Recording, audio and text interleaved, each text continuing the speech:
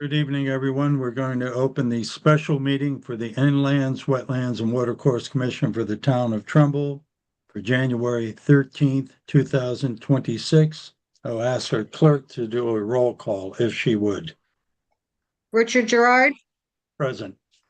John Loria, Here. Carmine DeFeo, Present. Rich Deacon, Present. David Verespi, Present. Greg Cernica, Present. Bob Ferrigno, town staff Tatiana Solovey, Here. John Mayer, Here. Attorney Cordone. Here. Thank you. Okay, at this point, I'd like to ask Attorney Cordone to give us the legal aspect of conducting a Zoom meeting. Thank you. Sure, Mr. Chairman, tonight's meeting is a continuation of a public hearing, and it was started on December 4th in the Trumbull Town Council chambers. We voted to continue the meeting to tonight, January 13th. This meeting is being conducted virtually over the internet and telephone. Notice of the meeting was posted on the town website in advance of the meeting. Supporting application materials in the application were posted on the town website. Tonight I'd remind the commissioners to please be acknowledged before speaking by the chair. I would ask that for those, there is a public hearing, so when we go to public comment, instructions will be given as to how to raise your hand electronically by clicking on the bottom of the screen, or if you're on the telephone, you would hit *9. There's only one application on tonight's meeting. Thank you, Mr. Chairman. Thank you. And this application is application 25-25. It's 15 Plumtree LLC. It's a permit approval to construct a 3-story apartment building and 9 attached townhouses, a retaining wall, subsurface stormwater detention system, level spreader, sidewalks, and storm drainage within a regulated area at 5 and 15 Plumtree Lane.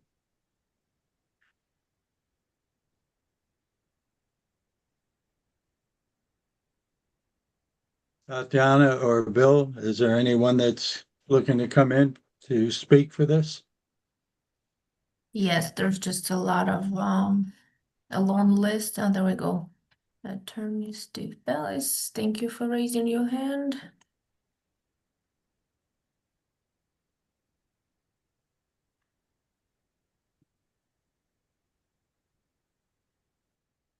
Okay, I see Attorney Bellis has joined us.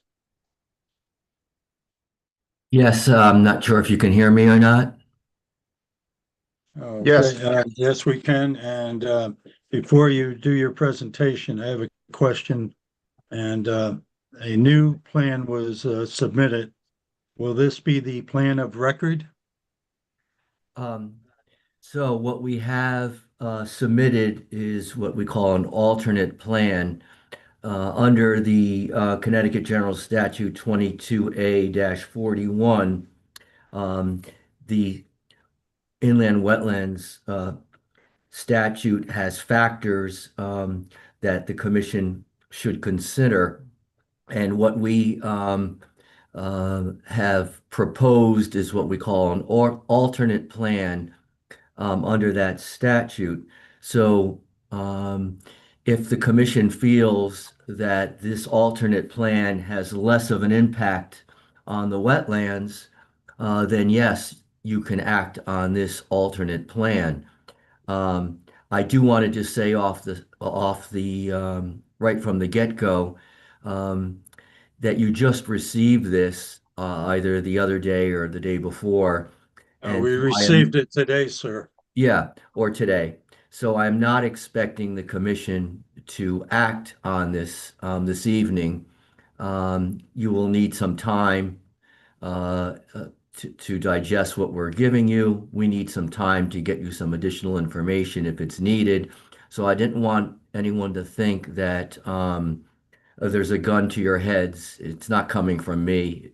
If there's an extension of time that you need, I'll be glad to talk with Jim about Attorney Cordone, and I apologize, Jim, about that, and you shouldn't have any problems from my perspective.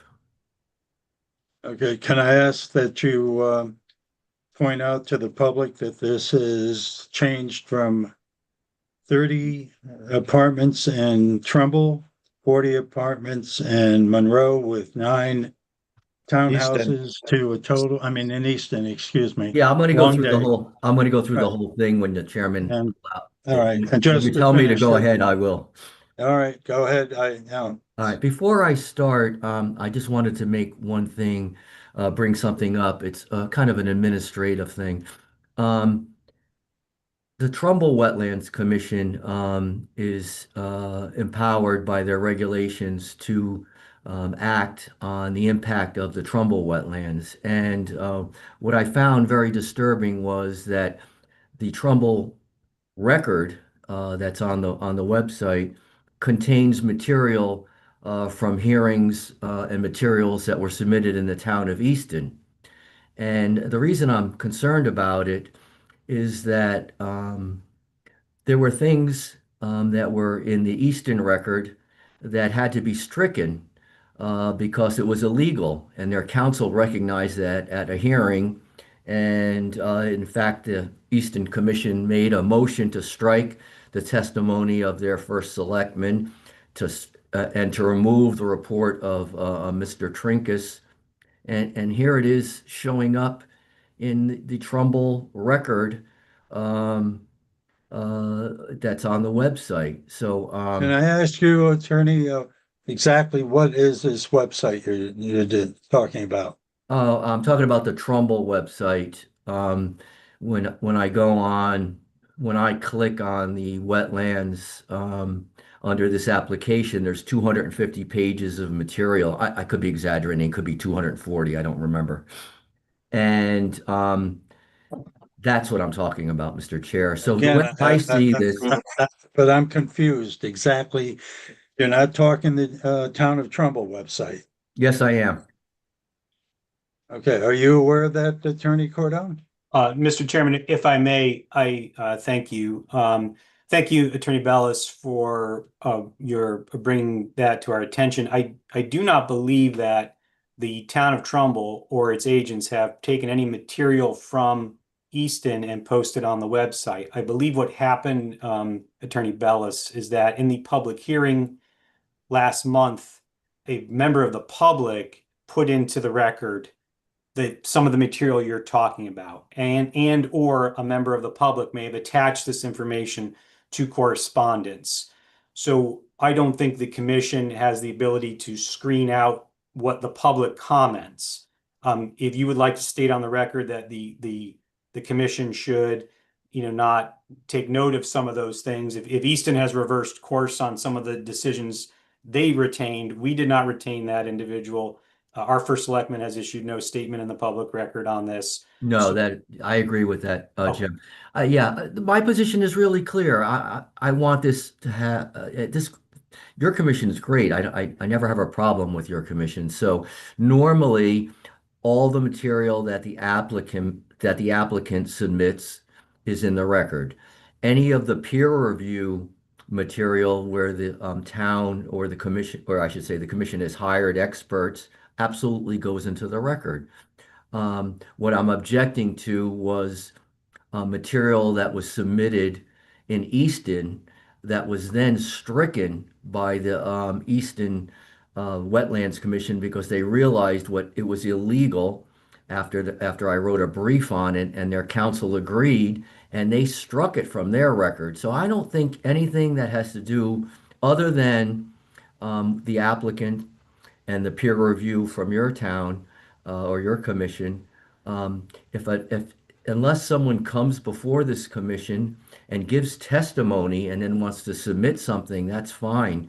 But I don't think people can willy-nilly just start submitting things into the record without the ability of your commission to, evaluate the credibility and who hired the person, so on and so forth. So it's just an administrative thing. I can probably work it out with Attorney Cordone, but I just wanted to bring it to your attention that we All right, do. thank you. Yeah, we do separate.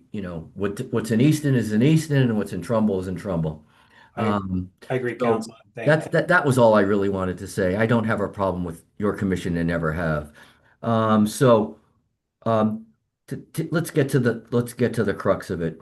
So what we've done is we've listened to the peer review experts that Trumbull hired, and what we try to do under the wetlands statute is two things. One, are we doing any activities in the Mill River? The answer is no.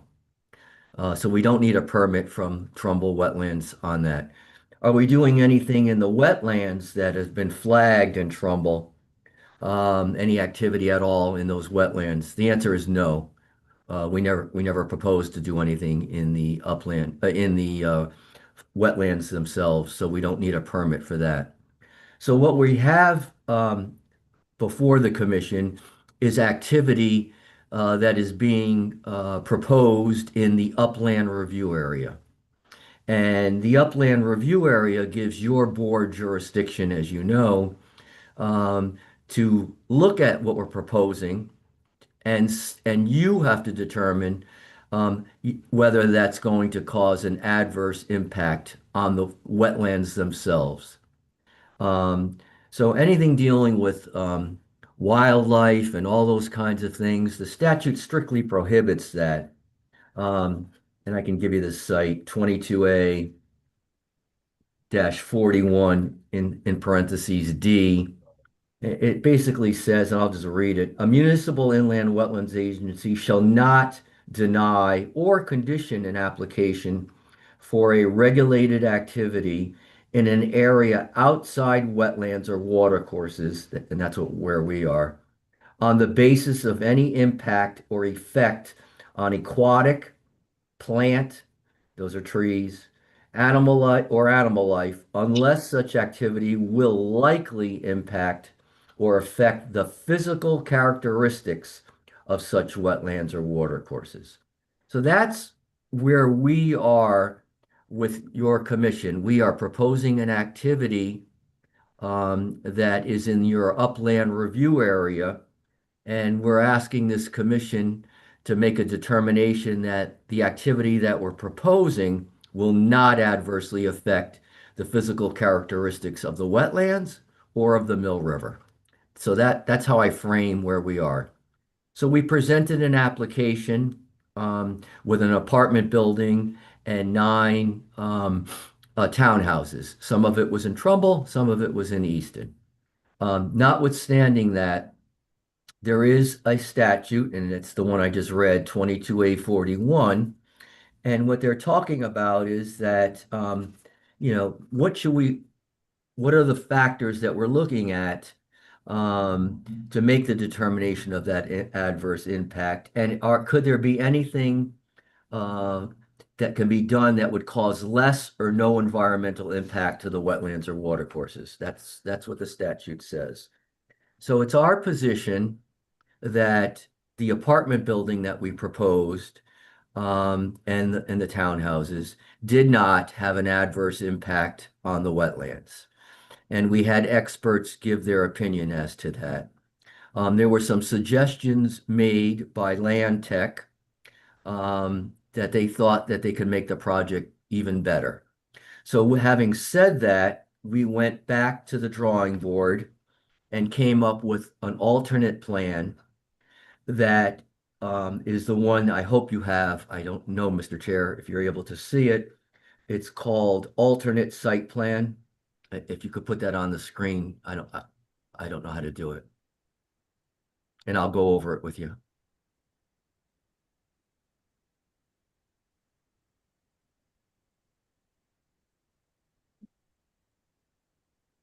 Are we able to do that or no?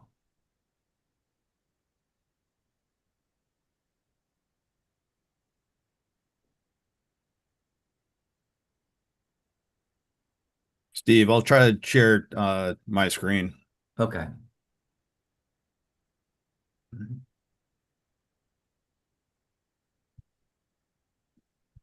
There we go. I don't know if the commission can see this. Yes, we're good. Okay, very good. So the alternate plan that we are proposing, in my opinion, would, under the statute, cause less or no environmental impact to the wetlands or watercourses. So let me explain why. So we have replaced the apartment building that was on the left-hand side of this drawing and extended all the condominium townhouses that used to be on the right-hand side all the way throughout the project. So what we have now is no apartment building at all. And what we have is 29 townhouses, condominium style townhouses that have a two-car garage and then a driveway in front of it that you could see in the site plan. And then there are, so 10 guest parking spaces on the right, 10 guest parking spaces on the left. And the existing house that was in Easton would remain.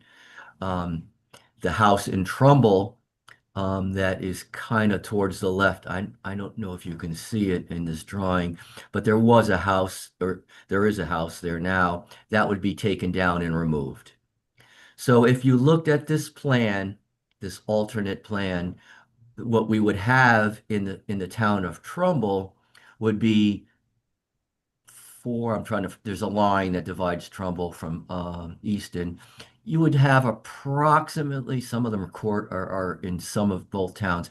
You'd have about 4 units in Trumbull and parts of a couple other units. Just for argument's sake, let's just call it 6. I don't know.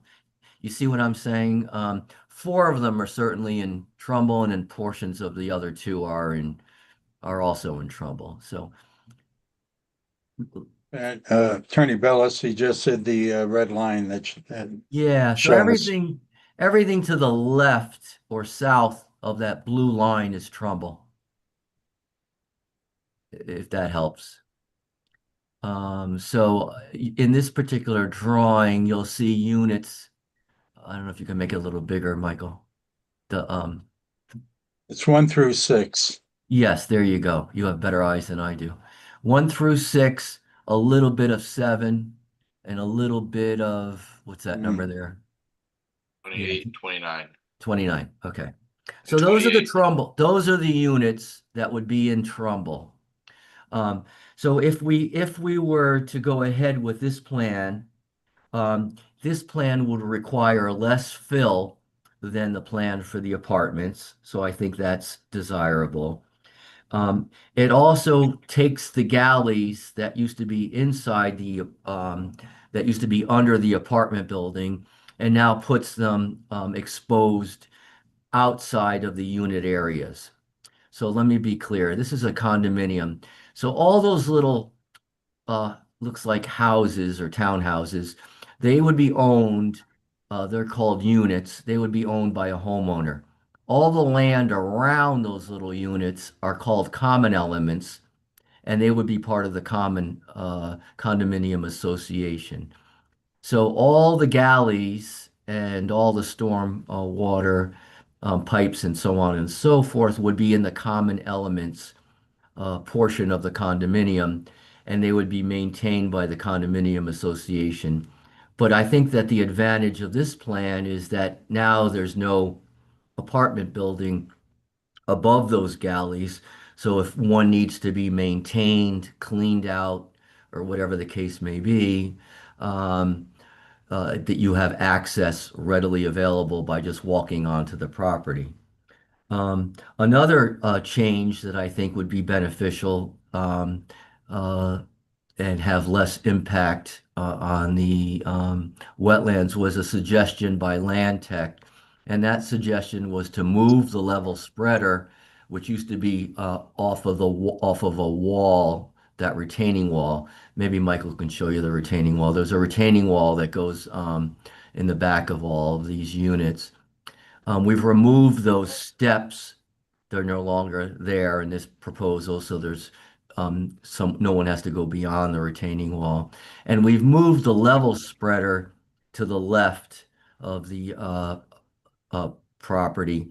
And the reason for that, Land Tech stated that it does two things. Number one, it's placed in a location that is less steep, as if there is any kind of water coming out of the level spreaders, it's less steep and less likely to cause any erosion as it goes towards the wetlands and refeeds and refurbishes the water in the wetlands.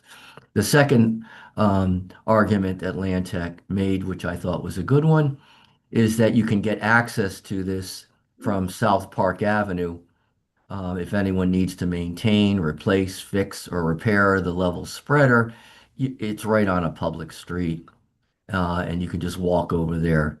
So that level spreader would basically go where the existing house's backyard is now. So it's not a, it's a cleared area. It's easily accessible, and I think it makes for a better accessibility. So we agree with your peer review engineer, and made that change. The other thing that this alternate plan does is it reduces the impervious coverage by 7%. So there's less impervious area for the stormwater um, uh, to be caught, retained, and then either seep into the ground or discharge. So those are that is the reason that this alternate plan has been proposed. So along with that alternate plan, we had a landscape plan, a revised landscape plan. I don't know if you can put that up, Michael. I do not have that. Matt, do you want to share? Do you have it?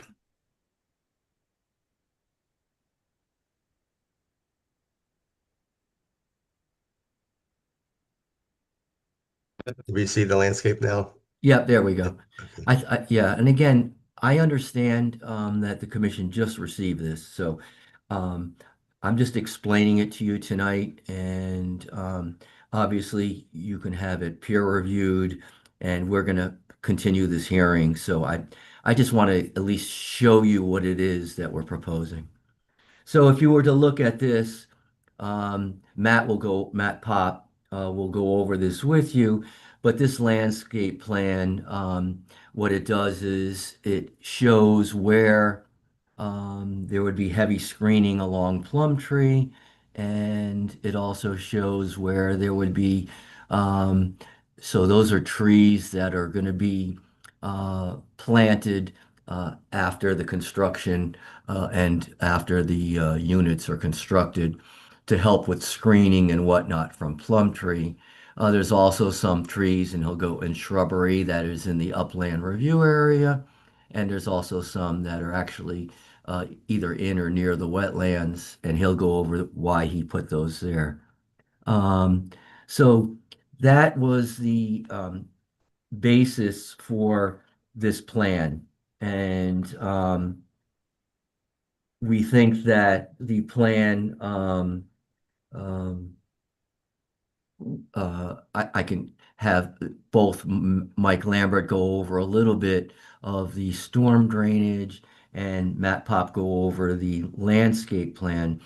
But it's our feeling that this alternate plan, we have to consider it, or the commission has to consider it. And if they like it more than the original proposal, they can act on this alternate plan. And if the commission finds that this alternate plan does not pose any adverse impacts on the physical characteristics of the wetlands or the Mill River, then they can approve this alternate plan. If they feel that are some conditions that should be put into the approval, they have the right under law to put those conditions in with their approval. So there's a lot of flexibility with the commission in how it wants to handle this.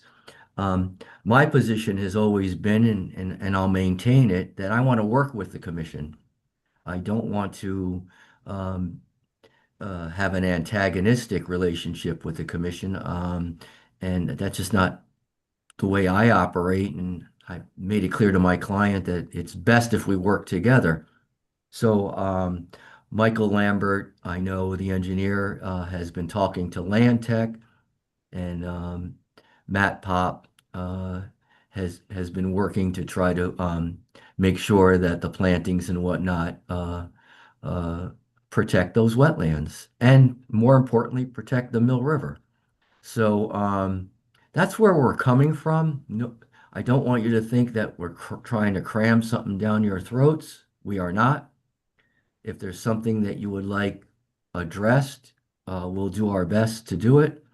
Um, but the idea, at least in my mind, is that if we work together, um, I don't know how many of you are on the commission, but there's at least 6 of you or more, and then you have your experts, and the more minds we put together, the better off we are, right? Uh, so with that, we got the landscape plan up. Why doesn't Matt just kind of go over that a little bit with you? If that's okay with you, Mr. Chair. Fine. Go ahead, Matthew. Okay, good evening, Matthew Pop, landscape architect, professional wetland scientist. This is the revised landscape plan. It's dated January 12th. In the title box, which is just below the screen, is where the date is. I didn't read date. I didn't read title it. It's just still a landscape plan, but just redated. I'm just going to go over some of those changes, which were already noted. But now that we have the landscape plan up, I think some of them might be easier to see. As you recall before, kind of in the eastern area here, we had the 9 units, the townhouses, and we had a larger apartment building here. Apartment building's now gone, and we have 29, um, townhouses throughout the site. There's This change results in less fill being imported. There was 2 entrance drives, one here, and there was another one over here. So currently we have just the one entrance drive. There's a little bit less disturbance to the hillside. As you recall, there was a level spreader. There's a wall. Let me just zoom in a little bit.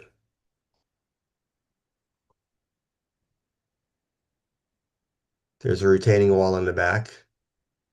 The level spreader originally was back here. So that level spreader now was shifted to this area here.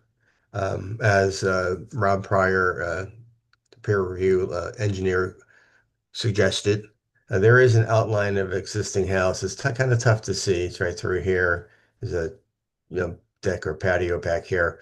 But this area back here is gently sloping. Where over here is a little bit steeper. I think the intent was just where it's gently sloping, a little less chance for erosion. This area too is relatively cleared. There's a lot of multiflora rows, and I think there may be some, privet in there too, in this area. So it's somewhat disturbed already. So that's another benefit of having the level spreader here. We could have access right off of South Park in case we ever need any maintenance to level spreader. As noted, the entire project results in about 7% less coverage. As you recall, maybe in Easton, there's some steps right here that we needed to get down to access the level spreader and just access the woodlands.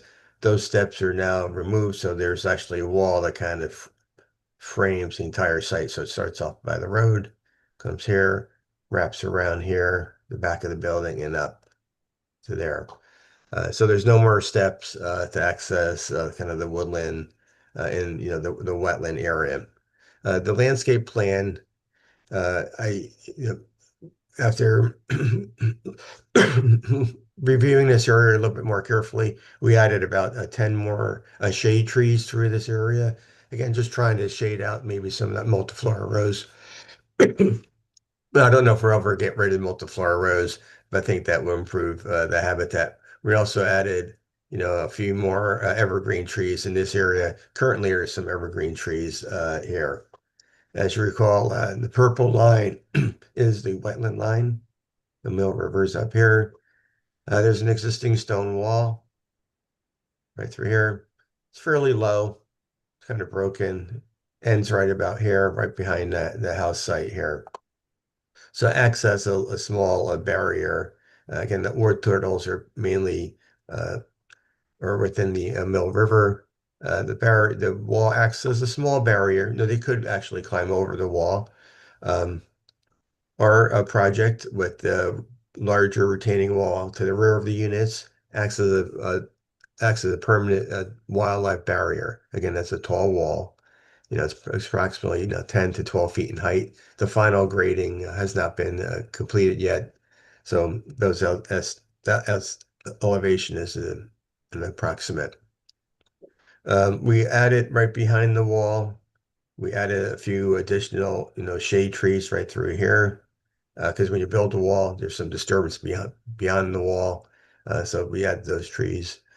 Up along the street, it's heavily screened with evergreens, right around through here. And then once you get into the interior of the site, it's more deciduous shade trees and flowering trees. Um,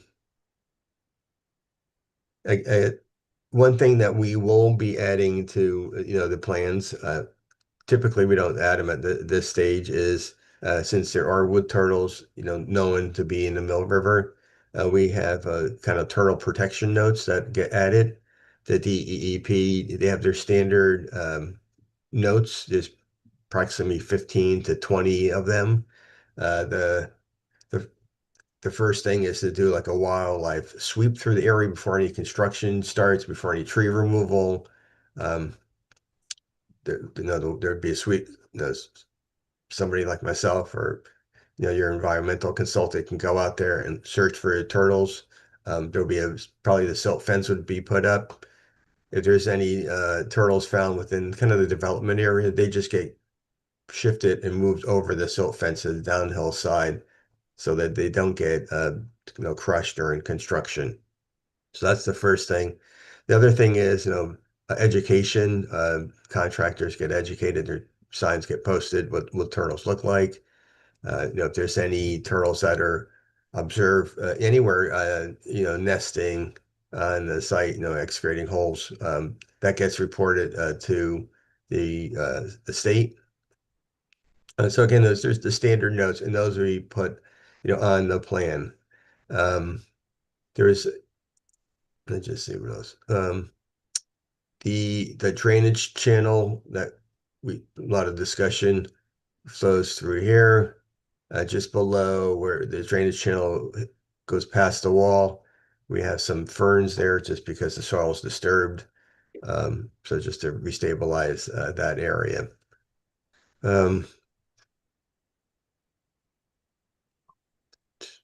I think I'm gonna maybe turn it over to, Michael Lambert, the engineer now. Mike, I'll stop sharing.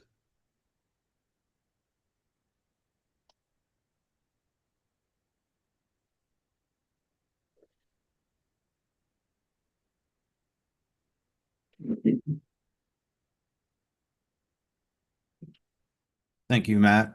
For the record, Michael Lambert, professional engineer with Lambert Civil Design. For this site, for this alternate plan, as Matt and Attorney Bellis had mentioned, we have the single driveway coming in. We do have a small dumpster pad off to the left side. We have the row of the townhouses, 10 parking spaces for visitor parking, a 4-unit building, 10 more parking spaces that are going to be a covered parking area, and then 4 more townhouses to the north side, and then another dumpster pad for the tenants to use, and kind of try to split them up to allow these tenants to kind of use the northern one, and then these tenants to use the southern one, just so they're not having to travel back and forth the length of the development. for this. For the storm drainage for the on-site systems, we do have it's kind of broken up into 4 different sections. Where we have some galleys in front of the buildings here, some of the galleys in front of this building, and then a row of galleys behind the building and behind the building here that will eventually go through the wall, go to a small level spreader for the system at this location. For the town system that's flowing off of Plumtree Lane, we're still collecting it as we did before.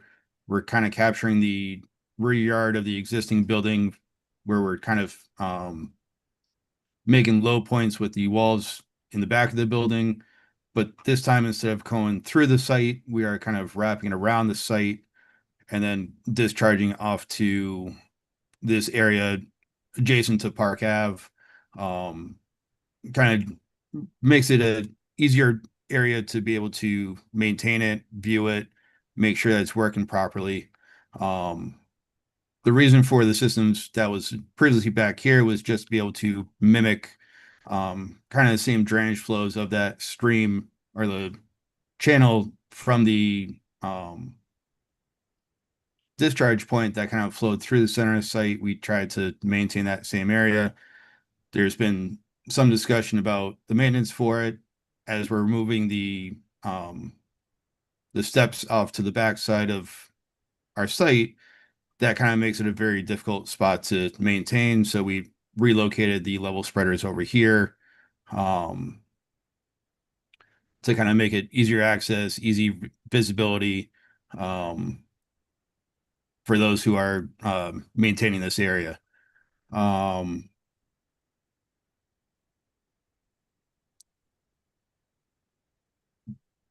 While you're pausing for a moment, for the record, your address, Michael. Yep. 34 Misty Lane, Monroe. Thank you. That kind of covers the general overview for the plans, and I'll turn over to Attorney Bellis. Thank you, Michael.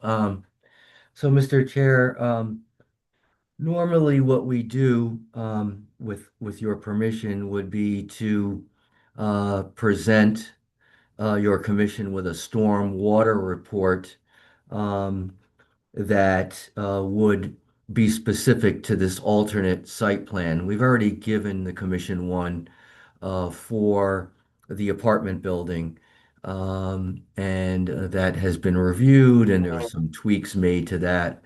But I just wanted to let you know that you do not have a storm water report from Michael for this alternate plan. And with your permission, we would like to have some time to submit that to you because we think it's important for the commission to see that the storm water will be collected in such a manner that it will meet both the MS4 standards and your local regulations, that it'll be able to capture all the sediment, that it'll be able to cool the water before it's released, and that there will be a reduction in the amount of runoff that currently exists on the property now.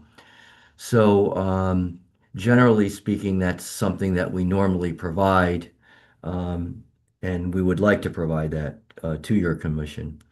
We've also, at your request, you asked us to identify what trees would be removed, and I've given that to Tatiana.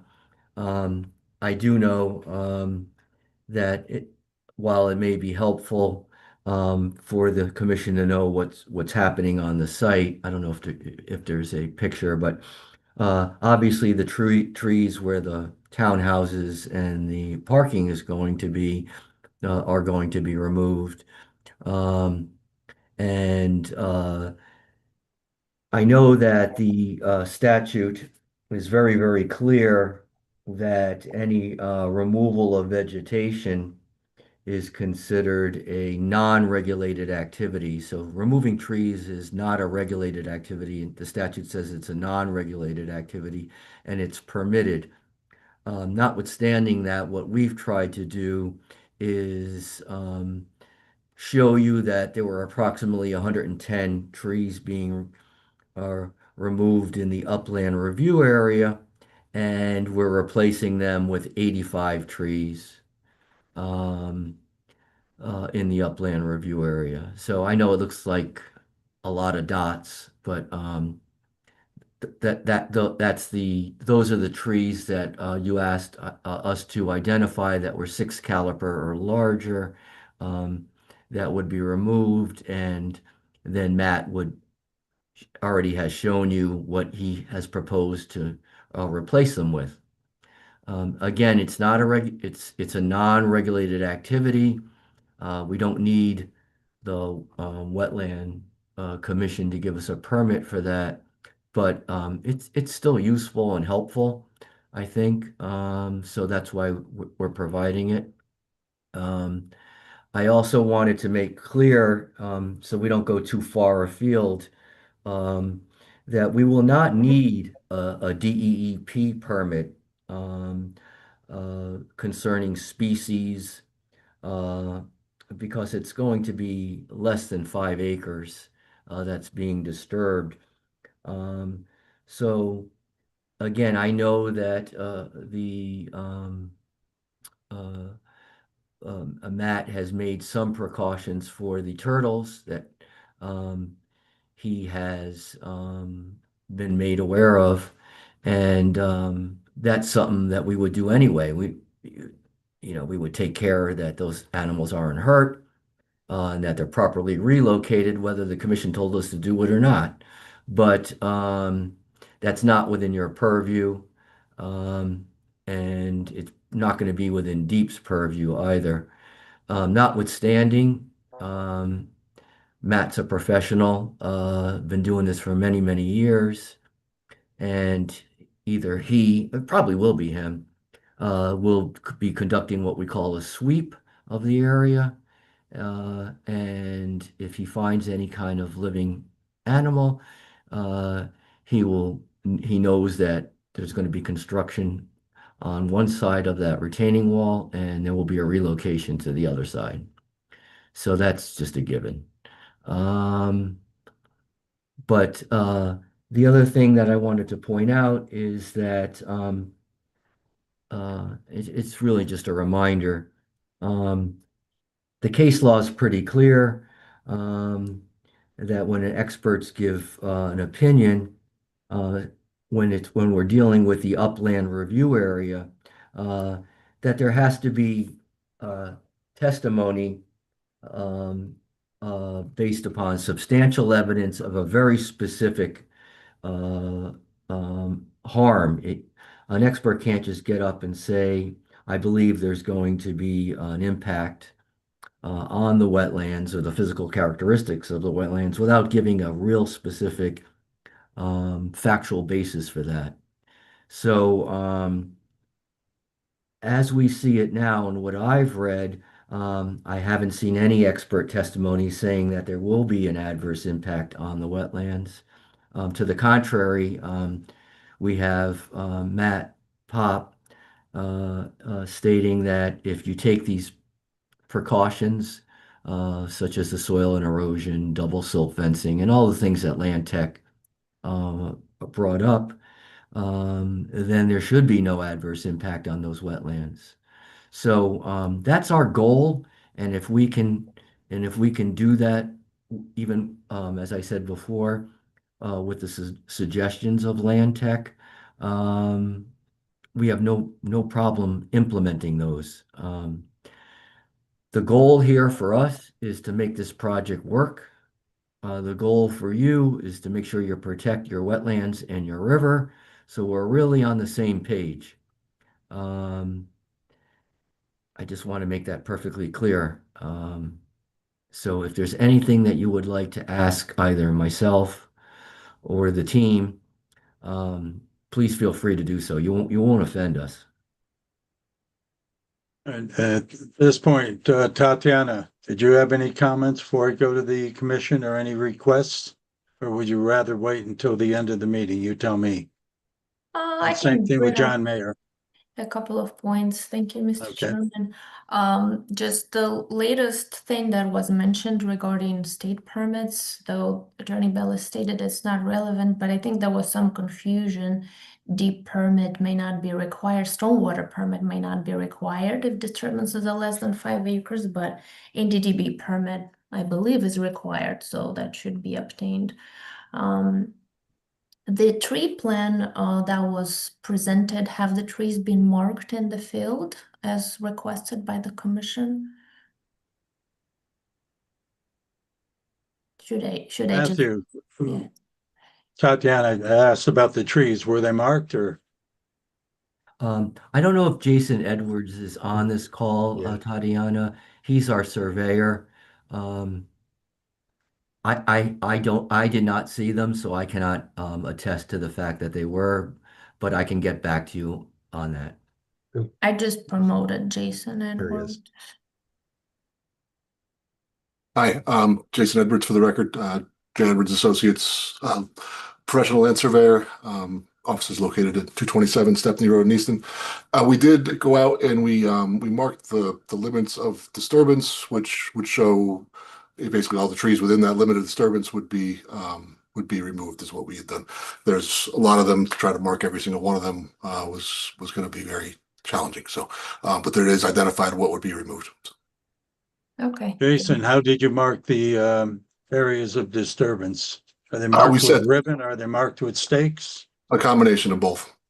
All right, And so if you guys we, are going to go out and take a look at it, let me know. I'll make sure it's freshened up so everybody can see where it is. all right, well, I'm sure we'll walk, so if you could do that, thank you. Yeah, sure. And I can meet you there too, if that's what you like. All right, thank you, Jason. Anything else, Tatiana?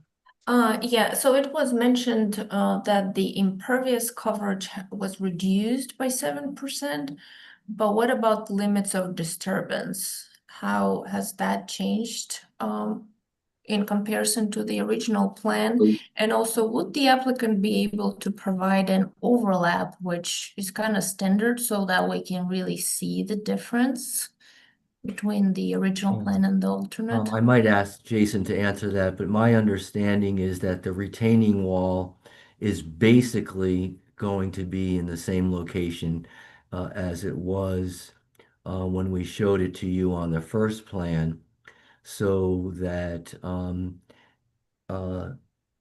there might have been a small pullback. I don't know how many feet, but the limit of disturbance would be somewhat less. I can't quantify it, but it certainly would not be more. That's correct. Yeah, we pulled it back, I think, 4 to 5 feet in some areas. It's not, I wouldn't call it significant, but the location of that wall is the same as it was. So, there's a slight reduction on the downhill side because of the level square relocation and some of the grading changed, but the step removal. But overall, the limit of disturbance is the same or slightly reduced. Okay, would you be able to provide an overlap? Sure, we could do Thank that. you. So regarding the level spreader, it seems awfully close to the right of way and to the sewer pump station. We typically, Trumbull regulations state that there is a minimum 20-foot distance. So if you could look into that, that'd be great. Also, we obviously didn't have any time to review the alternate presented, but it appears that there is some infrastructure proposed within the town right away. So all improvements should be kept within the property lines. And obviously the town is not gonna maintain any infrastructure constructed by the developer. Quick question, is there gonna be a common nail area? I would assume, oh, go ahead, Steve. Yeah, I have not formed, obviously, the a public offering statement or the declaration for this condominium. I don't know whether the postal service will go to each townhouse or whether they will require a community mailbox, outdoors. That's really up to them. It depends on the size of the project, so it would be hard for me to answer that, Tatiana. It may alter your footprint, so you know. And then have snow storage areas been determined yet? You, Tatiana, that was a question I had. I think Jason could best answer that. I know there's some other areas we've looked at down by the end of the turnaround would be one spot, but we haven't identified them on the plan. But that'll be something we do on then along with the stormwater report, we'll finalize that details like that. Okay, well, we'll look forward to getting a full package so we're able to review that, and we'd also appreciate receiving it before the meeting so that there is enough time. I'll probably conclude with the third-party letter that I have shared with the applicant. Hopefully everyone received it. But I will also say to the commission that we do have an expert from WSP, the town of Trumbull, engaged. At any point we can bring them in. Okay, thank you. John Mr. Mayer, did you have anything you wanted to add? That's our other town attorney. I mean, I'm all town set. engineer. Sorry. you. I'm all You set. got promoted without You even you got realizing. demoted, Mr. Mayor, to town. attorney. Demoted, okay.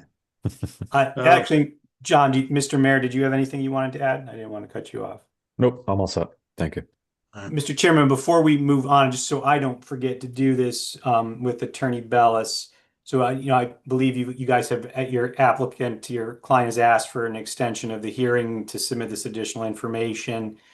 As I stated in the last meeting, we had granted up to 20. There are 23 extension days left. We have to close the hearing within 35 days, which would have been January 8th. You granted an additional 5 extension days to allow the meeting to be tonight, which leaves us with 18 extension days left within which to close the hearing. So I assume if you would confirm it, your client would agree to an extension of time up to that 18 days to extend this hearing, Mr. Bellis, Attorney Bellis?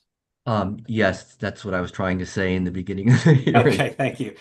And just to kind of follow up with what Tatiana was saying, is that because we're up against the deadline, we will not really be able to continue the hearing after the next meeting because we would have used all the extension days. So it is really important for the applicant and the commission to receive materials within a timely manner so that things may be processed prior to the next meeting, just for everyone's information. I understand that. Okay, thank you, Mr. Also, so that the public can view them. Because it's going to be a public hearing still. Indeed. Thank you, Mr. Chairman. I understand that, yes. Well, I know you're new to this, Attorney Bellis, you know. Did my gray hair give it away? No. At least you have it. Some.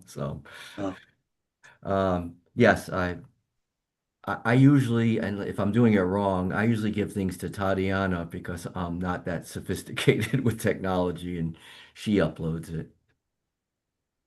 All right. Okay, at this point, I'm going to go to the commission. I see Greg has his hand up. Go ahead, Greg. Sure. A couple questions. Greg Cernica here. Obviously, you're going to send a bunch of reports, engineering calculations, stormwater detention galleys, all that stuff. That's fine. I'm assuming, Phil, you're saying we're going to have less fill, so you'll be able to have those calculations available at the same time? Yeah, we should be able to give you, you mean cuts and fills calculation of some sort? Yeah, volumes. Yeah. All right. One thing I'm struck at is on the tree removal plan. The way I look at it, are you removing on the far right side? Are you removing all those trees? Are they outside of really the project area? Can you pull? I'm just following what I think is the border on your There's trees construction shown onto the neighboring property, which was just a oversight by my field crew, honestly, but they went too far when they were surveying them. But we left them on just to show how much there is additional forest going to be remaining beyond it. But those aren't to be removed. The only ones to be removed are the ones that should be in color. I don't have the plan here. If one of my team has it to put up, please do. Otherwise, I'll find it. It'll take me a minute. Okay. And the other thing is, it looks like you're taking trees down. And again, maybe I'm misunderstanding the drawing. Oh, in the wetlands. No, I don't believe so. Though, Because you have all these trees identified to the left side. I know you're putting in some new plantings. So I got confused on what's coming down, trees to be removed outside the upland review and trees within the upland review. There's like 300 and yeah, the purple line on this plan that's up here now is the limited disturbance. That's not the wetlands line. So that's our disturbance limit. The trees that are highlighted in blue would be trees within the upland review area. And then the remaining trees in purple are just trees that are on site that we're anticipating to be removed. Some of them may stay in the end. It's tough to say at this point, but we just wanted to be thorough and giving the full number that we may have to remove. okay, I'm sorry, I printed mine out. I'm just black and white. I didn't pick that up. Can you go farther to the right? Yeah. So everything outside that line is not going to be removed? Is that? Yeah, all those trees are remaining. Yeah, any of the black trees are to remain. Okay. And one thing as I thought about all this, okay, now it's 29 condo townhouses. I don't know how many bedrooms this is going to be. You're going to have an average of 4 people, maybe 5 people in a townhouse. You could have 120, 150 people living in this complex. Where do they have their barbecues? Where are the kids going to kick the soccer balls? Where are they're all going to run down to the wetlands? How do you? You won't be able to get there. I mean, there's a retaining wall there that's going to prevent them from, unless they're going to jump over the wall. You know what's going to happen. They're going to walk around or jump over the wall. I mean, it's not. I mean, that's certainly a possibility, but I don't know. I don't know that we've determined exactly what the height of that wall is yet.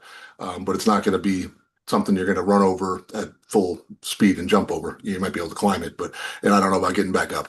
If it's a 4 or 5 foot high wall, they're not going to be easy to. It's not going to be easy to climb. And there's no steps down to access, so the only access would be from. Correct me if I'm wrong, Mike, but I think it's coming from the pump station. Would be the only way down there. So. Yeah, I don't know. I could see that as being an issue, but anyway, that's one observation to me is you have a lot of people living here, and where are they going to have their leisure activities?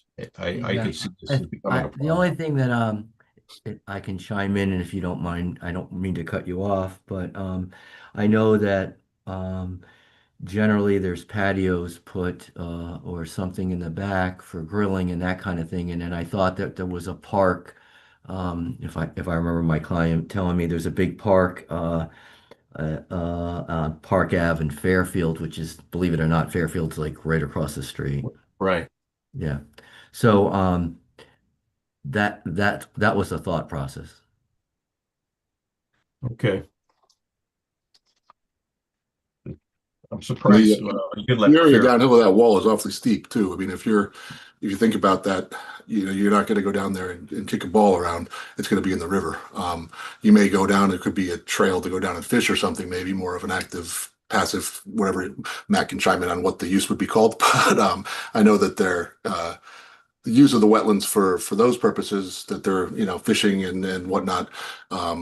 Are encouraged, I believe. So, we wouldn't want to necessarily discourage that. I don't know. You see a lot of kids. I think it's a risk for you, but how you handle that, I don't know. Thank you. You're welcome. All right. Others in the commission, keeping in mind, I can't see all of you, so you have to speak up. Through the chair. Through the chair. Go ahead, David. Thank you for this presentation.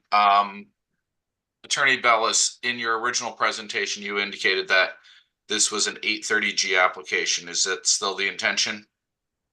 I usually don't like to answer that question to a wetlands commission. Well, Um, you let it out on the first one, so I think it's a reasonable, you open the door.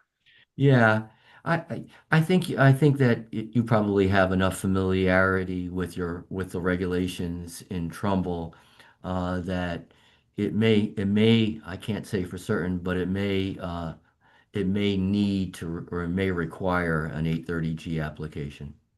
But I can't, we haven't submitted That was a long anything. yes or no question. Yeah, yeah. He is an attorney.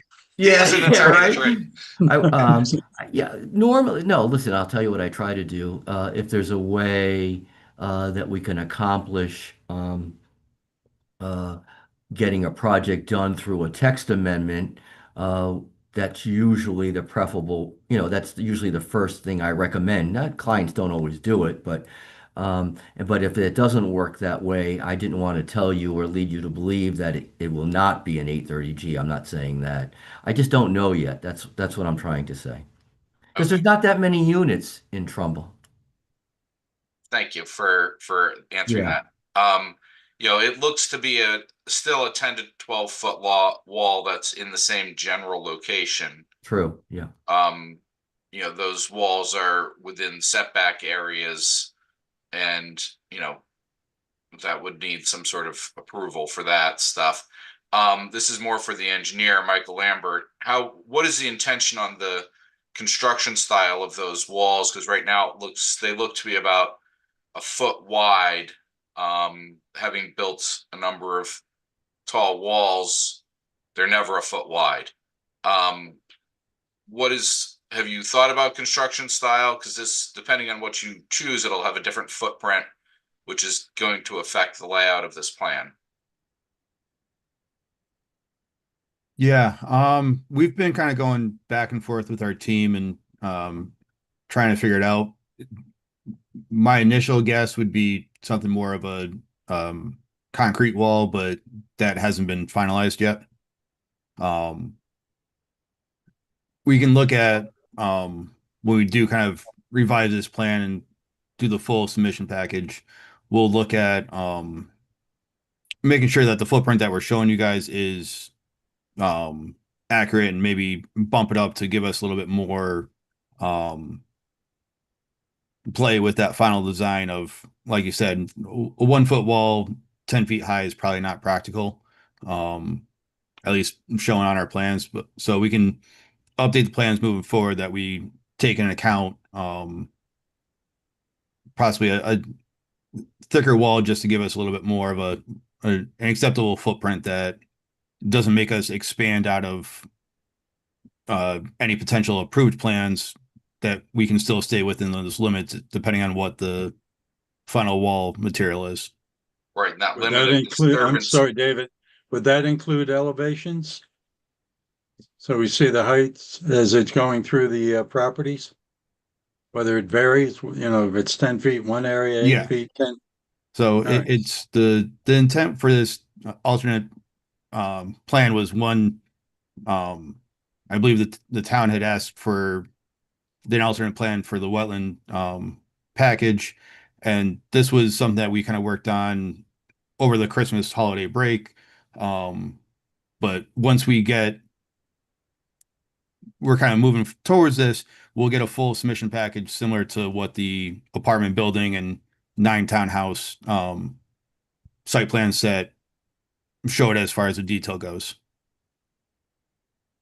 Right. Certainly the style of wall you choose, that limit of disturbance towards the front of the wall will need to expand. A concrete stem wall is going to, at that height, is going to extend, significant distance away from the face of the wall just to have, the proper footing. Yeah. So that disturbance area is going to increase. Hey, John. It would be hugely helpful to have like Tatiana said, the original plan and the proposed plan overlaid so we could see the two of them. And this is Jason Edwards for the record. Yeah, we can certainly do that. I think, the other thing to remember here is rather than the disturbance limit increasing is the units may have to get smaller. I think we would probably push back up the hill and shrink the development rather than creeping into the wetlands. So if we come to you and get an approved disturbance limit, that's where it's going to be. If we have to make the wall wider, then the units have to get a little smaller as we go forward, then that's what we'll have to do. So that's my take on it anyway. Yeah, I've had a conversation with the architect, and there may be some ability to move those units that are in Trumbull forward, Jason, a little bit. So what I'm trying to say is that if we're hearing that the commission likes the alternate plan better than the original plan, we're going to keep going. If you say, forget it, we don't like this at all, then we're not. So that's kind of that's how we. There are things we can do, I think, and moving those units forward is what was something that the architect talked to me about. And the proposed drainage system here, it looks like between units 5 and 6, it looks like maybe there's a vortex separator unit in there. Is that the intention? There would be some type of kind of interconnecting with the system that's in the front here, system in the front here, kind of to be able to interchange or be able to flow between the systems. So that vortex system, it's going to collect solids and a portion of any oils, but it's not going to collect, or it doesn't do anything to filter out dissolved liquids or dissolved pollutants in solution. So those pollutants still in a highly permeable soil, once they get into that infiltrator system, are going to move down to the restrictive layer, and then it's a quick trip to the wetlands and the river. I don't think we had a restrictive layer that we found on this site, did we, Mike? No, we did not. We went down with borings as well as test pits. I don't think we hit a restrictive water table anyhow. I think there was some ledge maybe on the far, I don't know where north is here, on the right side of the page. There was a little bit of ledge up that end, but we had very good soil for quite a ways down. Okay. So it's yeah, because the last time that we talked, we had the plans were that we took the system offline, put them had catch basin to manhole connections, had a water quality structure, and also had a bypass manhole. That's not shown on this plan, but this plan was just kind of thrown together to give you the commission an idea of what an alternate plan would look like. When we do the full design, we'll take in that consideration of making sure that we're doing the deep sumps, we're doing the water quality structures.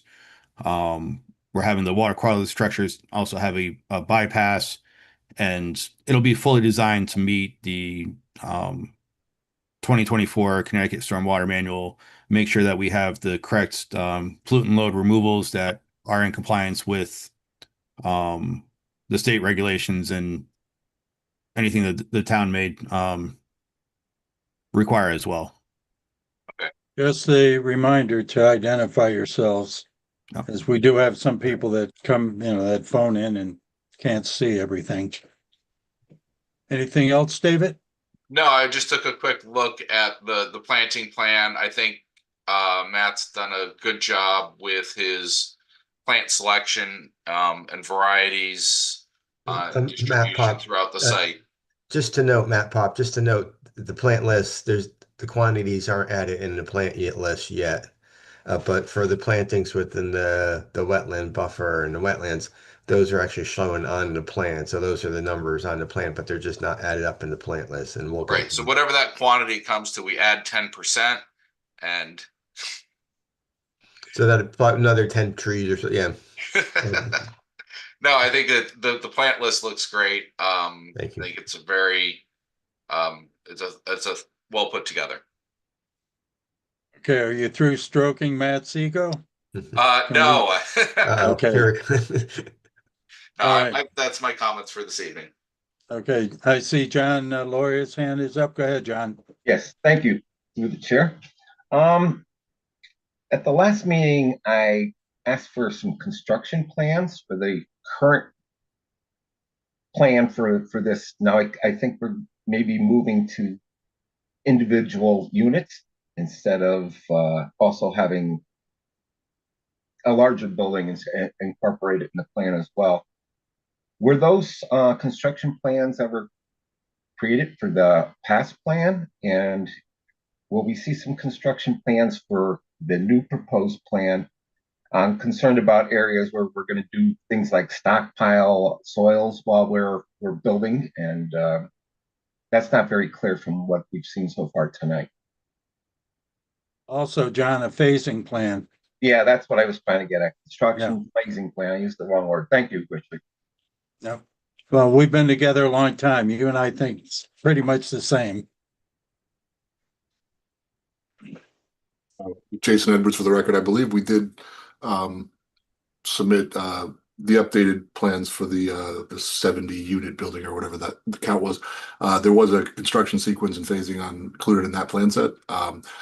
Whatever we prepare and submit for this alternate will also have We'll also have the same. Okay, I saw in the review that we had that, but we didn't review it tonight. I didn't have a chance to look at it myself. One more question, a little concern.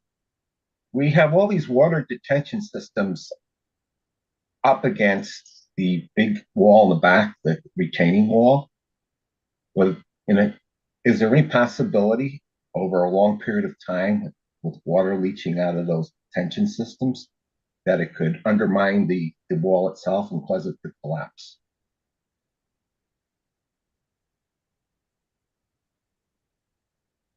That's something that we're gonna take into consideration when we do the full stormwater report, but we'd have to, the way that we would design it would have to ensure that there is to the best of our ability not to have to ensure that the detention system doesn't compromise those retaining walls. So things like footing drains like that put along it, use of rebar, deep footings that the wall would be built on top of, maybe some things you could consider. Well, the wall would have, again, Jason Edwards, the wall will be designed by a structural engineer. There's going to have to be a geotechnical analysis done. All that would have to be part of our, if this was to move forward, it would be required for a building permit. So all those things would be taken into consideration by the geotech and structural engineers that design the retaining wall. Okay, as well as Excuse me. we'd have to work with them in our design too. Excuse me, John, just one moment. Tatiana, the items that John Lauria asked about, were they ever submitted? Did you receive them? Because I don't have any of them. Regarding the phasing plan, we also submitted our engineering comments last week for the original plan because we had no knowledge about this alternative. And we have asked about the actual construction phasing plan, not just the sequence. So that was a question. And maybe as you guys work through your alternative, maybe some of the comments could be incorporated to. Yeah, and I apologize if I believe we submitted to both Easton and Trumbull, so perhaps we did not submit everything again to Trumbull. I don't know. Did we resubmit the 70 unit plan to Trumbull? Yeah, I thought we did, but if you don't have it, Yeah, I mean, we can certainly get it to you. Yeah, it's not a big deal. It will be on and we will try to address any of the town comments in our alternate plan too. Reason I bring that up, if Tatiana has it, I always have it, and I don't have it in my file, so we'll try to get that for you, John. Other questions, John? Maybe one for you, Richard. Should we tonight try to get a consensus of which way we want to go, which plan, or we'll leave both of them up in the air until the next meeting? We'll give it some thought. There's a lot to digest. Yes. So. And we haven't looked at the last plans, the ones for the old project yet either. So, right. Okay. One idea I like that Tatiana brought up is the overlay, because the issue I have anytime I'm given an 8.5 by 11, I draw. I'm a guy that scales, and you can't scale. So I was trying to overlay the two of them and try to see if, and it did look like things changed a little bit from the wall, but without it being scaled, I couldn't really tell. So, are you done, John? Do I move on? Okay, thank you. Anyone else I see Carmen's hand up. Go ahead, Carmine. I'm not sure if it really falls under our jurisdiction, but this application with either plan puts a much larger load onto that pumping station. And how is that being handled? Does the pumping station have sufficient reserve for a project of this size? John, Carmine, I think that's something that's handled by I know it's handled by WPCA. That would be Bill Maher. And once they determine how many hookups, and then they would determine whether the existing pump station can handle it, or whether the applicant would have to either increase it or add to it. Am I correct, Attorney Cordon? Well, and any approval, if there is any, from this commission would have to be conditioned upon WPCA approval for sewers, because there's no septic design, as far as I know, in the plans presented. So I think that's certainly the applicant's counsel or engineer can correct me if I'm wrong, but I'm certain that this commission would have to condition any approval, if one is given, upon WPCA approval. Yeah, usually, Mr. Chair, that we get the WPCA approval and we get the Aquarian will serve letter as part of the application before we go into planning and zoning, because they will not give us a zoning, as Attorney Cordon said, they would not give us a zoning approval without those two. So that answered your question, Carmine? Yeah, Any other my thoughts? concern is, if it's not looked at and there's a problem with overflow, that's gonna end up in the river. And No, believe me, Bill certainly Maher don't want will, that. he'll be all over this, believe Yeah. me. Anything else?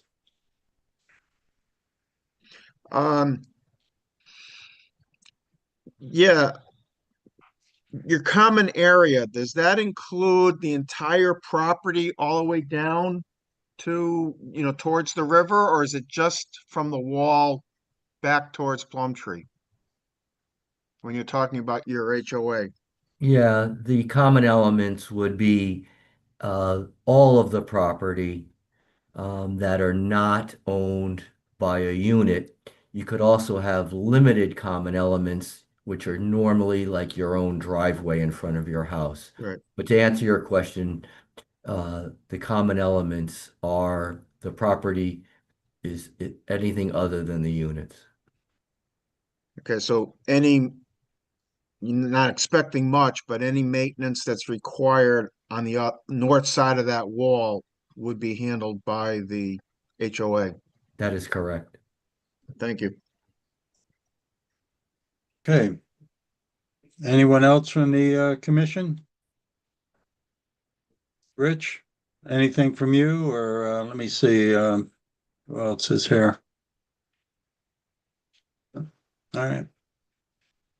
Okay, well, Tatiana, I think it's a good time to bring our gentleman in. Sure.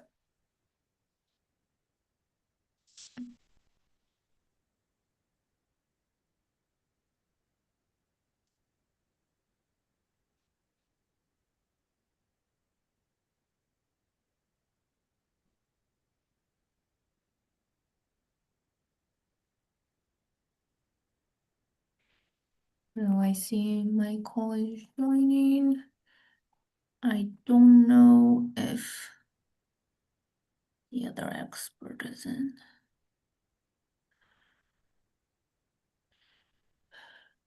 Michael Newhouse is in also. He's in. I don't see him on the list. Michael Newhouse, could you please raise your hand because it's really hard. Thank you. Oops.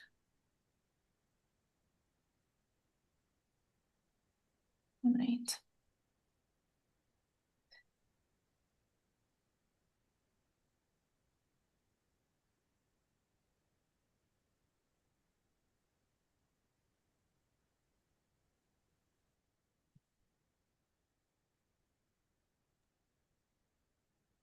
All right, so I brought two Michaels from WSP, and just take it away, guys.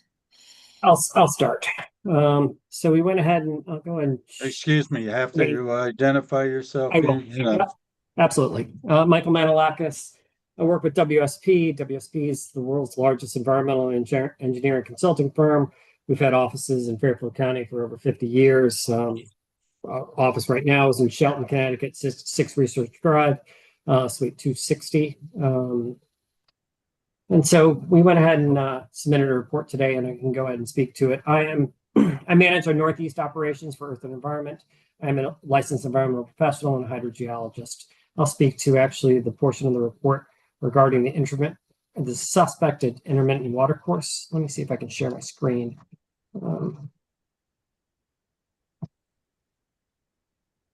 Okay, so I'm going to the figure that's actually in the screen.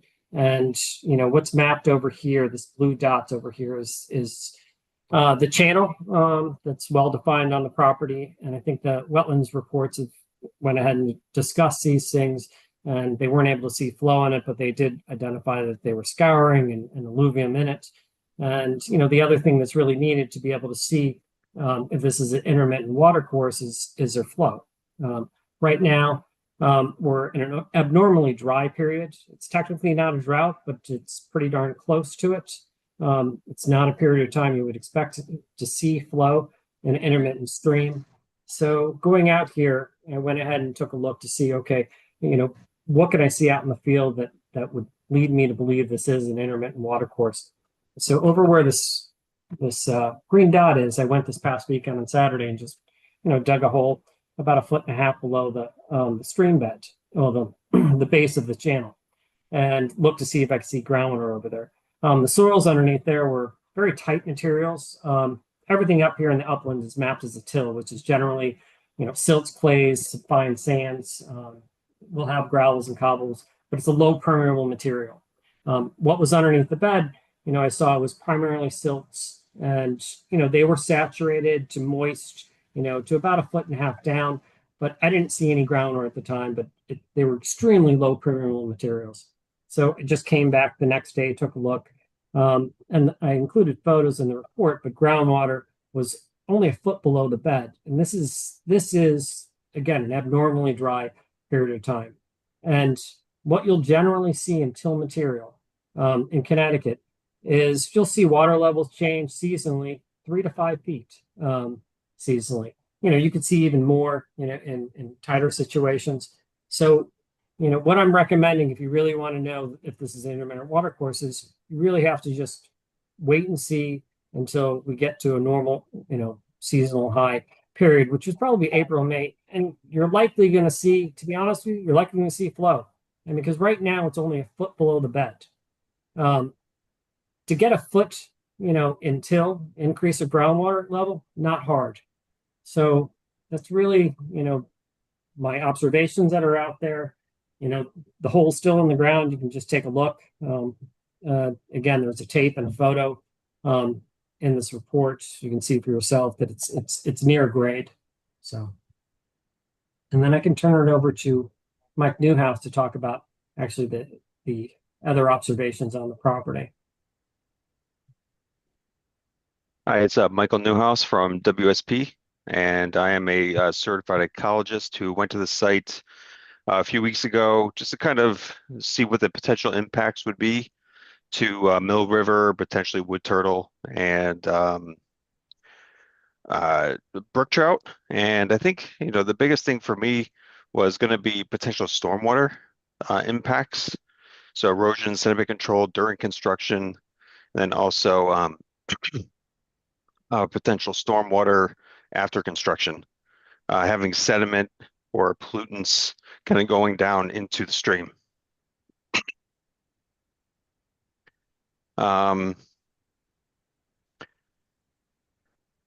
See here, I'm just kind of going through the report here. We did find suitable habitat along Mill River for both species, and I was the desktop review show that both species are there, potentially there, I guess. Another thing that we did notice on the site is potential bat habitat, which I don't think was mentioned before. So there's a lot of dead snags, shagbark, hickory, species like that. So we did a quick IPAC review for Fish and Wildlife Service, and did notice that tricolor bat is potentially seen in this county. So that's one other concern we had for clearing so many trees for the project. Just kind of wondering if you guys had a chance to review that report, and did you have any questions for us based on our results? Tatiana, I believe it just came out today, right? When, I don't know when you got it. I know I just got it today. Yeah, yes, we got it today. But obviously what you've heard is a great summary of what's written in the report. So it did lead me to one question. I saw you guys had on your on the design. So one of my biggest concerns is going to be post-construction stormwater runoff. And I noticed in the design you guys did incorporate some water retention basins, and it looked like some kind of drainage collection system. But it looked like it stopped at it looked like unit 17, if I recall. So just wondering why the retention collection system was not extended all the way to the east to collect throughout the whole impervious surface.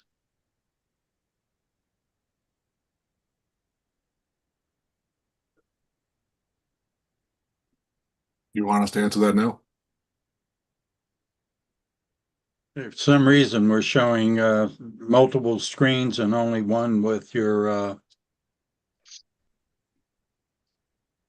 overview here. Through the chair, just a quick question. Did we see those detention systems on the new plan? No. I don't remember seeing that. Yeah. They're there. You're They very extend from unit 6 to 11 are the subsurface units, and then there's some catch basins that there's one around unit 12 and around unit 7 back behind the wall, or in front of the wall, I mean. This is what for during construction? No, this is post-construction, stormwater system. Okay. And, maybe you can, Mr. Lambert, maybe you can answer whether behind those units, is that intended to be impervious, or is that intended to be a landscaped area with like grass? Okay, can WSP do something? Because right now, as I said, I'm seeing 4 different screens, only one is showing our Zoom. So can you quit sharing? I don't know what's happened. I did stop sharing, Yeah, and I can share the design real quick here. Let me pull this up, make sure you guys can see that.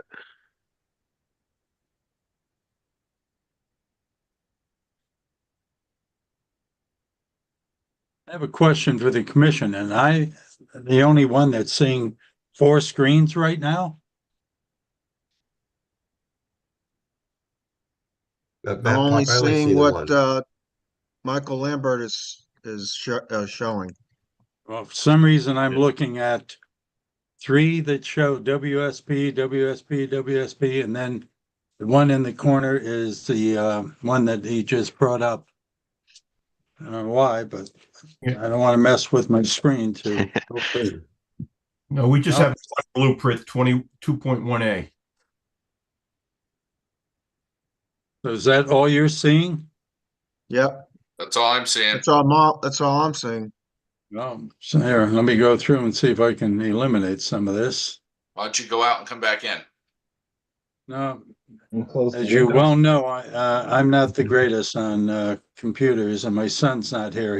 My computer was. I just eliminated 3 of them, brought them down, but I have a very small screen. It's in the front here. Do you need me to blow this up for you, Richard? Would that help? Whatever here, let's see. Oh, I'm going through. Sorry. Desktop 2, trying to get rid of this one here. Nope.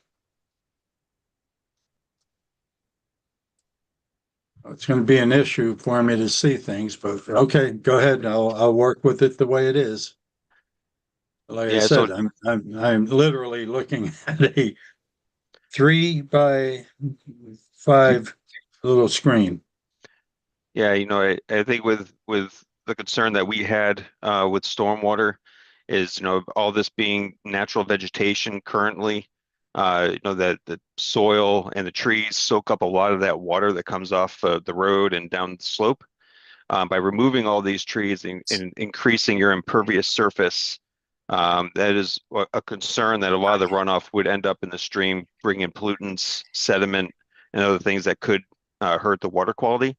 So I was really hoping to see some stormwater retention basins post-construction, which is great that you guys have this right here up to, looks like number 11. And then I don't know if there's an engineer here. This is labeled as a drainage. I don't know what that means. Is this a water collection drainage that's going to feed into the stormwater basin? But I guess the question I really had was, this whole thing slopes to the river, so I would see some kind of benefit for water quality, having some kind of water collection system all the way to the end of the property where there's an increase in impervious surface. Is that Yes. a potential thing to have? Yeah, for the record, Michael Lambert. Yeah, so you're correct. The boxes that are behind units 1 through 5 and then 6 through 10, that's the underground system or two of the systems, and there'll be a few of the systems in front of it.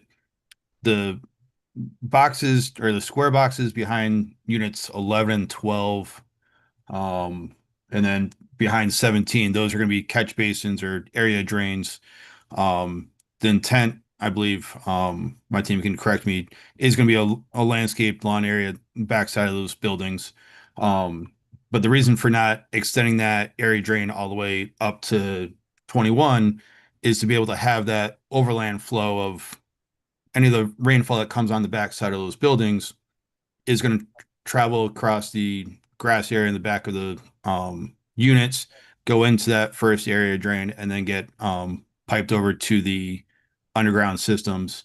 On the previous plans, we did have did our best to try to route everything, at least on the pavement side of things, into a water quality structure before it goes into the underground system. But the underground system before also had was sized to be able to have a self-contained volume, meeting at least the water quality volume that can help us achieve those pollutant removal loads. But right now, as I kind of said before, the stormwater calculations for this plan, for this alternate, isn't finalized. But once we do, we have the consensus that we are kind of going forward with this project, we will update the plans. We'll have all the calculations. We'll have the pollutant removal calculations, the water quality calculations taken into play for this. And not sure how much WSP had looked at the previous plans, but our site that we had done before, and really kind of with this site, is a kind of a better example of the whole site kind of being kind of having that retaining wall on almost all 4 sides of it. The storm drainage system that's on site is a self-contained system, so all the proposed impervious for this project is self-contained in the on-site detention system. Everything that kind of flows onto our property off of Plumtree Lane, that's getting routed around our development and up to the west, near the level spreader that's near Park Ave now. Michael, I have a question. Thank God I'm back to full screen. But 11 through 21, you're saying that area between the townhouses and the wall, that's a grass area? Michael Lambert, for the record, yes. So is That's there's possible. there's a rear door from the townhouses that go out there? So I'm asking how, otherwise, how's that get maintained? But Matt Pop, I would think that there would be maybe even a small patio out behind the rear of these units, between all of the units, and there'll be a door in the back to get access out of the building. Um, on the landscape plan, you'll see between units 11 and 21 to the rear, I do have a small tree there, but I don't have trees to the rear of number 1 through 10 or 11 where the underground detention galleries are. So you'll see in the landscape plan, there's trees to the rear of some of the units, and then there's areas where there's no trees.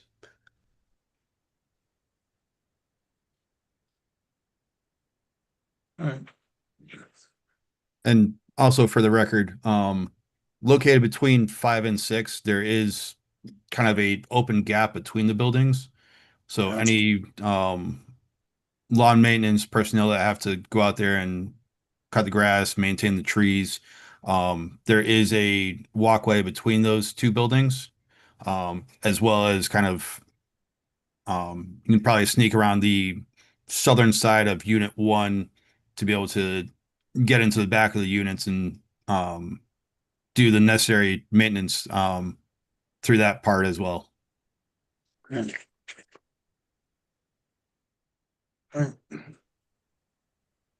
So Mike Okay. Newhouse for the record. Go ahead. We okay to move to another question? Go ahead.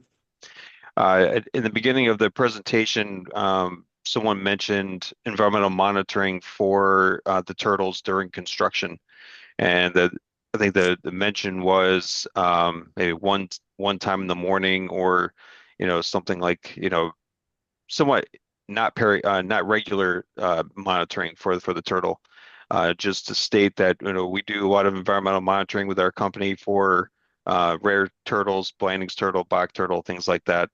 Whenever there's a construction project, there's actually an environmental monitor on site at all times during construction to make sure there's no direct harm to rare species. So that's just one recommendation that we would have, is more regular monitoring during construction. So Matt Pop here. Typically, I think the DEEP, they have that the site, it gets monitored each morning before construction starts. Once the wildlife the silt fence or the barrier is up, so after that time, typically it's once in the morning, and then the contractor, you educate the contractors too, to look for turtles.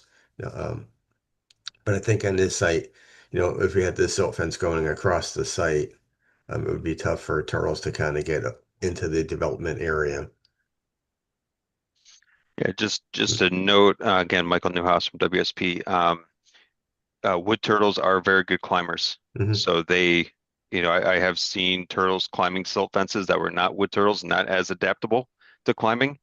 So just to keep that in mind, I did hear someone say a double silt fence, which actually might be helpful as well. But just to note that wood turtles do climb very well, and I could see them going over a silt fence. All right. Any other comments, questions? Through the chair. Go ahead, David. Since we have our environmental consultants here, one of my concerns is transport of dissolved pollutants through the soils down and leaching into the water table and then eventually getting into the river. It's happened in areas in Rhode Island, Long Island, where the aquifers have been poisoned from that sort of dissolved pollutants. These soils perk at 1 in 8 or better, they were telling us. And my concern is that, pollutants getting into these storm systems are going to, find their way into the river. Do you have any input on that, or do you have an opinion on that? No, I agree. I did put that in our memo that was a concern of salt. I mean, adding salt to the freshwater system would be very detrimental to brook trout and to wood turtle populations. So one thing I could see here is, like you said, the storage, retention of water and filtering out pollutants, salt in the soil. And losing that soil and increasing impervious surface could cause a problem to the stream and those populations, with an increase of salinity and potential pollutants coming from the road and other parking lots. David, following up on what you were saying, during the winter when they're plowing and salting, what happens with the salt that's put down on the asphalt? How's that treated and where's that go? Right. You know, there's the salt, there's other pollutants there that become dissolved and can't be separated out by mechanical means or whatnot, and they become saturated in the soils, and you end up with a plume of pollutants that extends towards the river, and we're very close here. Right. Not having had much time to study this, but on the asphalt, what is being done to treat the oils and gas that come from cars? For the record, Michael Lambert. So we'll, on this alternate plan, we'll mimic what we were doing on the previous plan, where the catch basins are going to have 4-foot deep sumps, hooded outlets. They'll be connected to a main trunk line, so manhole to manhole connection. It'll be routed into a water quality structure before it goes into the underground system. And then that water quality structure is also going to be an offline structure, so it'll have a kind of bypass for any of the rainfall events that are greater than the water quality. So the 1.3-inch rainstorm has a chance to bypass it, because a lot of those pollutants, a lot of the salt, oils, grease that goes on the pavement is really going to get picked up during that first inch and a quarter of rainfall, and that'll get routed through the water quality structures before it goes into the underground systems. David, I'll give you something to think about. Any chance of some rain gardens in this plan? No, I don't think so. It's a pretty tight site. And the only other thing that I could think of was if there was sort of instead of the level spreader, there was actually more of a designed wetland to extend down towards the river. But, you know, that's not for me to suggest or design without input from environmental consultants. Right. Matt Pop here. The only other thing I was thinking, maybe behind the rear of units 11 through 21, there's shallow depressions there, but it probably would still be a lawn area, but that would, maybe pond water, a couple inches or so before going into the catch basins. You know, that would probably end up being a maintenance nightmare, and it would get eliminated over time. And then people will probably be asking why they grade it incorrectly. Yep. And Michael Lambert, for the record, kind of going with Commissioner David's comment for the wetlands and kind of where the level spreader is. The one thing that would shine me away from doing that is kind of the Mill River and the cold water stream out there. In my kind of research after looking at Tatiana's comments from last week, being able to help cool down the stormwater that runs off site, really the shallow wetland detention basins really aren't ideal for that situation.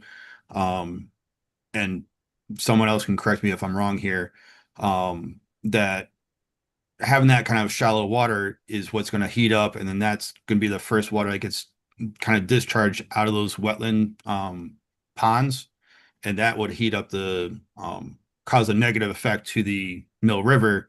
Whereas going with the underground systems, everything kind of gets treated underground, gets stored, isn't getting affected by the sunlight during the non-rainstorm events. So that's one of my hesitations with doing I guess kind of a wetland ponds in that back, and as opposed to that level spreader. But obviously we've got also other environmental engineers here that if I'm reading that stormwater regulation incorrectly, obviously we can talk offline and not take up time tonight with the commission, but that's just my thought process with the any type of wetland ponds as opposed to level spreader. Well, the issue that you're bringing up is the warm water would affect the trout. Correct. So, all right. I'm only seeing part of the commission. Any other comments, questions? Okay. Tatiana, do you have any other comments, questions? If we can take this off the screen so I can see the entire commission again, I would appreciate that. Just that, you know, if there is spring testing as recommended, then an intermittent water course is confirmed, then the regulated area changes drastically. So that's something to keep in mind. Okay, we have a walk on our other applications on Tuesday, the 20th. Do you feel that, I'm talking to Jason now, that you could have this ready, that we could include that in the walk? Because we're on a very severe. Yeah, that's fine. Like you said, the timetable here. 20th. Yeah, we can be that. I'll verify with my client to make sure that there's no reason we can't be on site that day, but assuming that the site is available, then we will. All right, and is there some way of just staking of where, you know, I did a courtesy walk back in June with Tatiana. When we walked it, we couldn't tell when we were in Easton, when we were in Trumbull at the time. And Attorney Bellis knows because he happened to come that day. So if you just sort of like put one on one end, so I can just kind of see when I'm in Trumbull, when I'm in Easton, Sure. you know. Yeah, we could do that. Yeah. All right. Hey. Anything else, or should I go to Attorney Cordon? Did you have anything to add before I go to Attorney Bellis to see if we're gonna wrap this up? Well, we do have a No, public we still hearing have the tonight. public to go, but I'm Yes. saying any other things that he No, I wants do to add not, sir. before. No, just if we're gonna pick a date for the hearing, but we can do that Right. after. I have a question through the chair. Go ahead, Greg.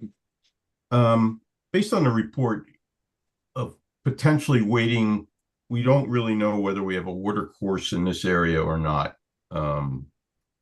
We have to potentially wait to April or May. How do you handle that administratively? These guys are talking about going through all these engineering prints, and we could turn around and find out in April or May we have a water course through here, which changes everything. Do we? I don't know what's the administrative way to handle this thing. Do you just stop and have them come back after we this water course to me is the biggest thing that will make or break this plan. If it's running across there, the whole thing changes. Matthew Pop, landscape architect. Last night in Easton, from Land Tech, Anthony Zemba, who's a soil scientist and lots of experience, he stated that he went into great detail. He said that was not a water course. And then we also have Bill Kenny, who you probably all know. He kind of stated that wasn't a water course either. And Tom Ryder from Land Tech also stated that was not a water course. And Tom Ryder had all the records from rainfalls to back it up when he went out there and looked when Bill Kenny went out there. So you do have that. All right, so you're good, Greg? Well, the question I is, know it's something that unfortunately one of the driest seasons we've had in a long time here. So what if we go out there in April or May and find water's running down there for a month? Do you mind if I jump in? Mike Menalakis Sure, again from go ahead. WSP. I am a hydrogeologist and nothing against a soil scientist or wetland scientist. If you want a professional opinion, I think you likely have an intermittent water course. I mean, again, the groundwater is only a foot below the bed at this point. It's pretty reasonable to think that actually groundwater is going to rise at least a foot, just in seasonal variation. So, if you really want to have an opinion, I'm giving you an opinion right now. It's likely an intermittent watercourse. And this comes from, Go ahead, I'm sorry. this comes from somebody that works at the oldest groundwater consulting firm in the country, been in the state for 31 years, doing groundwater supply and environmental investigation and remediation. Do you think that's something that should be piped? Well, piped, I think they actually have honestly, I think they actually have to consider the water level actually in their development. You have a shallow groundwater table and you look at all the stormwater that they have over there. It's going to impact the development.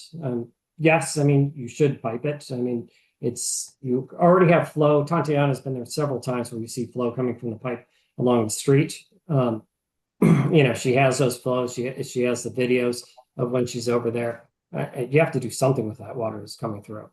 So, Attorney Bellis, is that something your applicant would, agree to? To piping it, sir? Yeah. Yeah, I think that, we don't want to take your time up now. I think that the experts should talk to one another if that's permitted and come up with the best solution, right? All right. Before we go to the public, did you have anything else you wanted to add, Attorney Bellis? I have seen, and I apologize because I can't remember the name of it, where the Inland Wetlands Commission, not necessarily this town, has put a condition that the owner or developer not use salt, but use a substitute. And I don't recall what it was. Maybe the experts know for snow plowing other than salt. Mm-hmm. All right. So if we're good, then I'm going to say, Mr. Chin, we're going to go to public comment. Yes, sir. If there are any members of the public that would like to make a comment at this time, please click the raise hand button at the bottom of your screen or press *9 if you're on the phone. Mr. Chairman, maybe a good time just to remind the public that they do not need to repeat comments that were made in the prior hearing, that it's only new comments with respect to new materials. Thank you. I was just giving that thought because, and again, identify yourself if you would, your address. And as Attorney Cordone said, if it's been brought up, please don't repeat it again. Okay, and as I allow members of the public to come in, you'll have to accept the panelist invitation that I'm extending.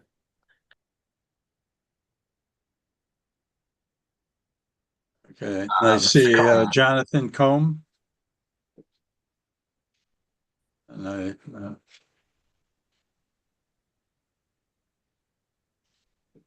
Can you hear me now? Yes.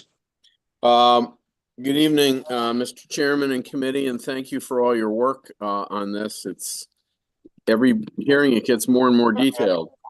You have to identify yourself and give your address, sir.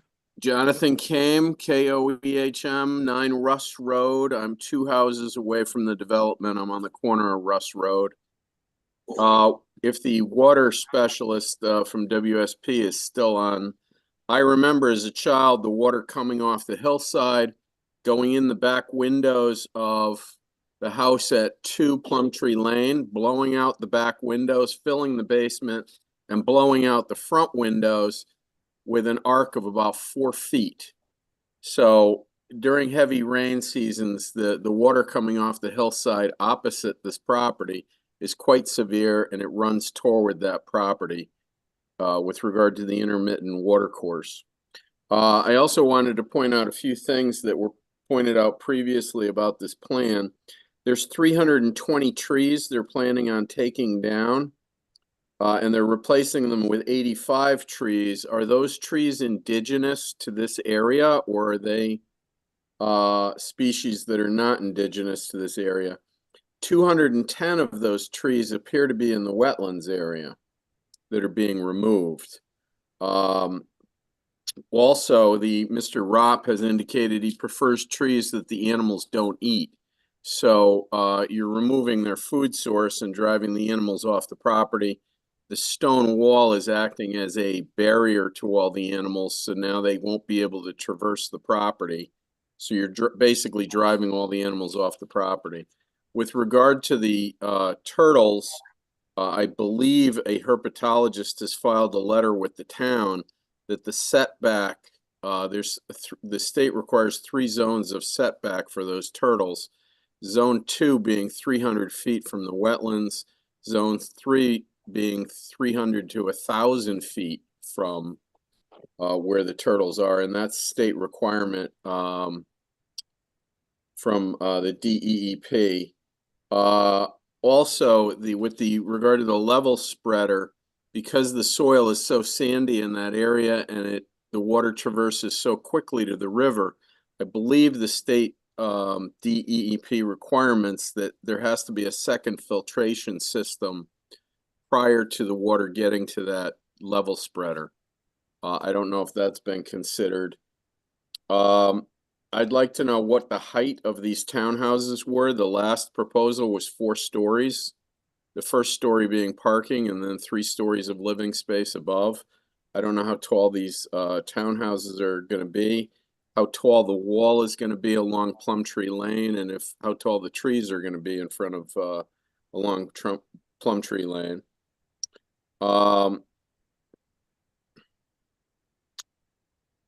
And whether or not there's going to be any low-income housing there. The plan also calls for solar panels on top of the 20 outdoor parking spaces. Solar panels have a tendency to kill birds that migrate through the property. So not only are they driving the animals off, they may also be killing birds that traverse through there. There's 136 parking spaces on this new plan, 4 for each unit plus 20 outdoor parking spaces. And finally, and I know, Mr. Chairman, you've said Easton is not Trumbull, Trumbull is not Easton, but Easton's fire department relies on the Long Hill Volunteer Fire Department for their hook and ladder truck because they don't have one. That truck requires a 12-foot width to be set up, and it also requires 85 feet to turn around, and there doesn't appear to be sufficient space for the fire truck to turn around on the current plan. So that would require additional impervious surface to widen the area for the fire trucks to come in. I don't know if the fire chief has reviewed this yet or not, but that increase in impervious surface is a wetlands issue because it increases water runoff to the river. As I've said, I live within 120 feet of this property, and I would be opposed to this kind of development. It's a 1 to 3 acre zone, single family residence. It's already maxed out as far as development goes. Cutting down 210 trees in the wetlands area does fall within the category of 22A-41 that Attorney Bellis spoke about affecting the environment. If you're removing the trees the animals eat, you're taking down 200 trees on a slope towards the river. That's an effect on the environment. I don't think you have to be an expert to realize that. So those are my comments, just quickly from seeing this briefly for the second time. And thank you for all your work. Greatly appreciated. Put me down for 1 no against. Thank you. Okay, thank you. Okay, James is the next speaker. All right.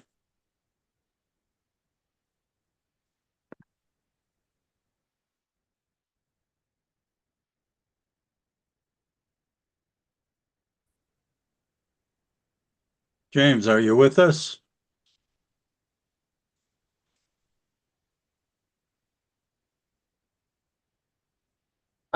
Looks like Yeah, let's move on. He can always come back. and Jeff would be the speaker after him.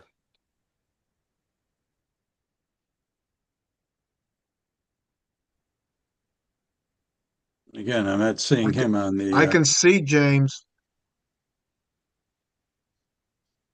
Oh, there he is. Yep, in the corner. Is your speaker on your phone?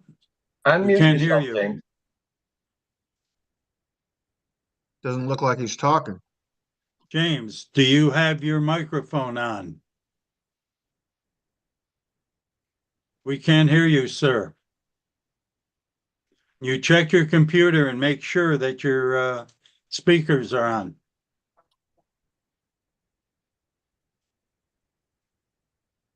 Now he's mute. Okay, and Jeff is the next speaker. All right. Then. Go ahead. Jeff Becker, 5 Cedar Hill Road, Easton. You can hear me? Yes, sir. Go ahead. You.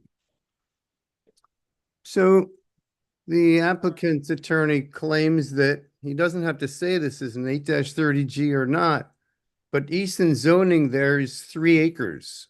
So this project cannot proceed forward unless it's an 8-30G application, because otherwise it doesn't meet Easton zoning requirements. I would take issue with the last minute drop and the claim of working with the commission. Easton got documents at 4 p.m. on Monday. Why didn't you get them at the same time? That to me is not working together. For my time working as an engineer, I would consider this a new application because it's not nearly the same as the old one. And I would require you to start from the beginning.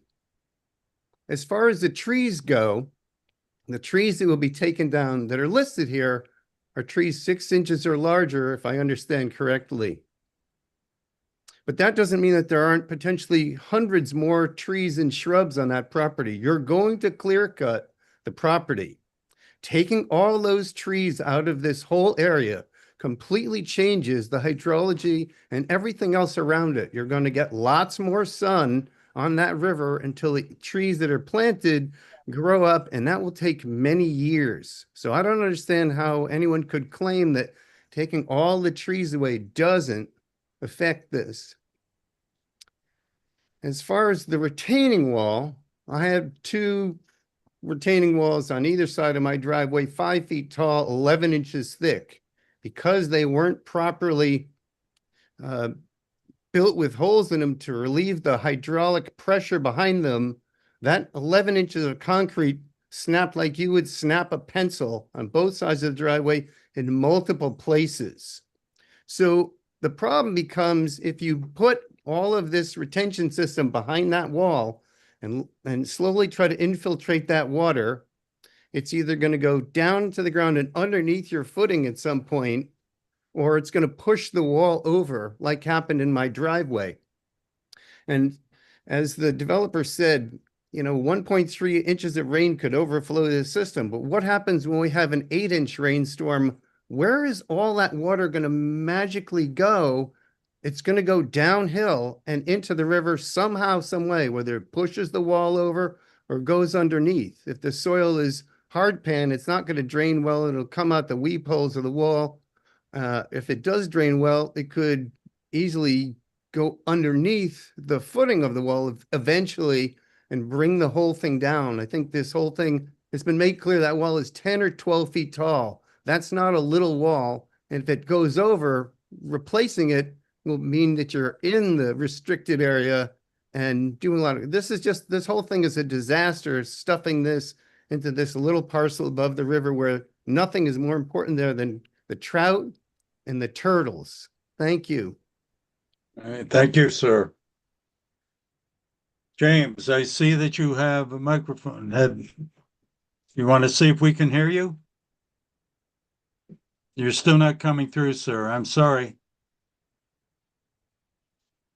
Okay, I see a mark that's on there. Is he, did you wish to speak, sir?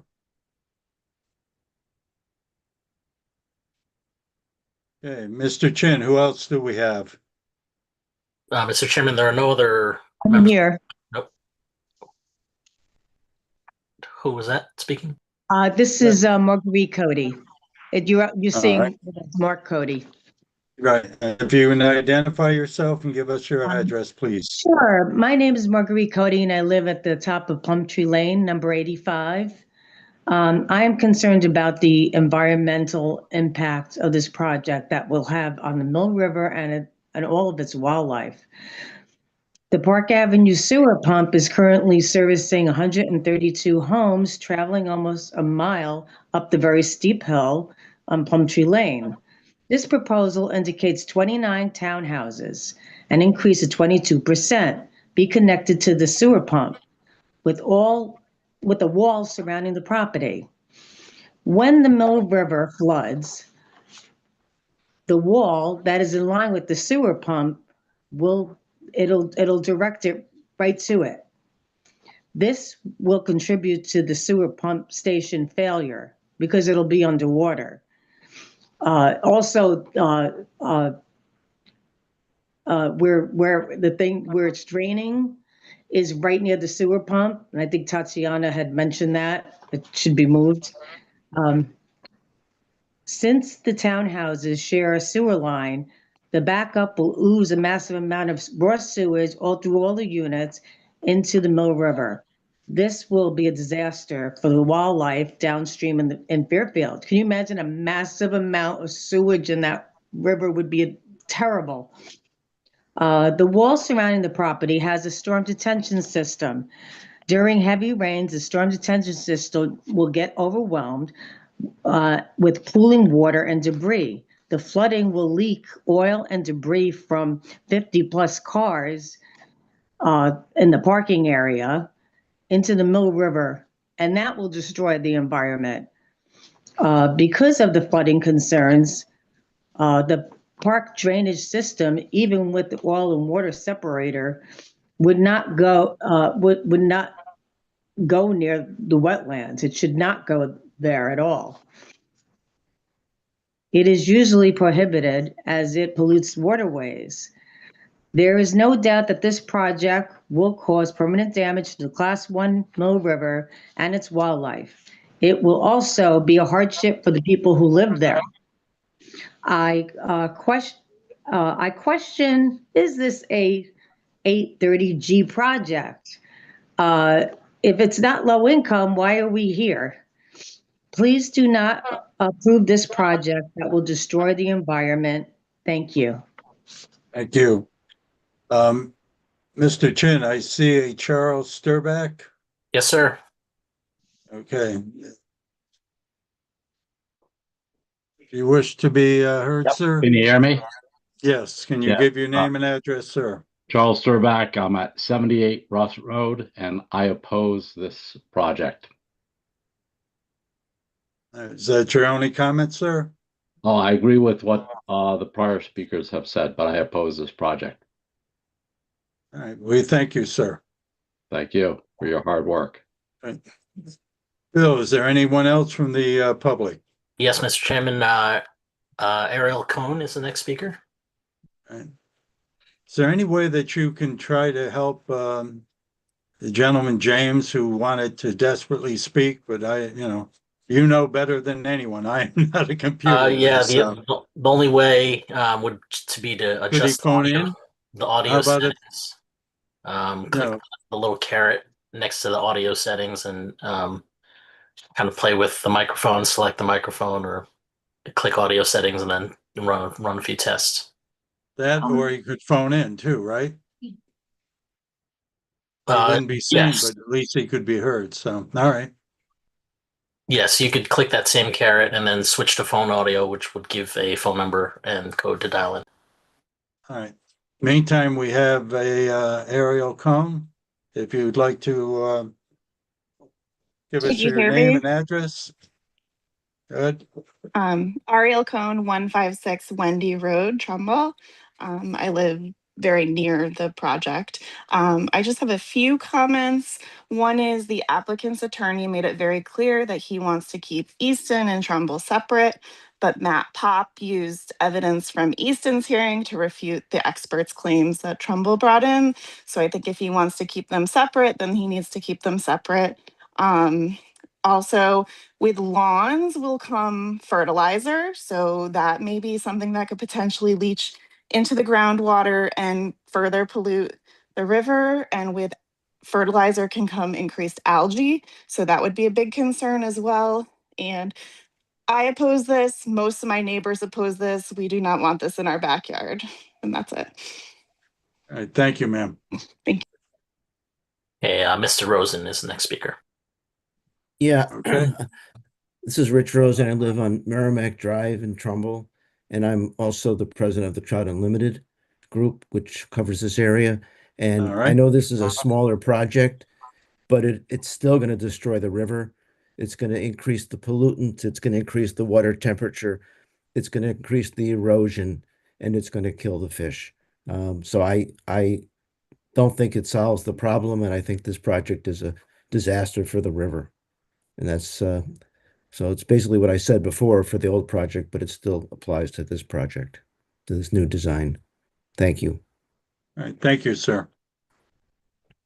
Okay, at this time, if there's any other member of the public that would like to make a comment, please click the raise hand button at the bottom of your screen or press *9 if you're on the phone.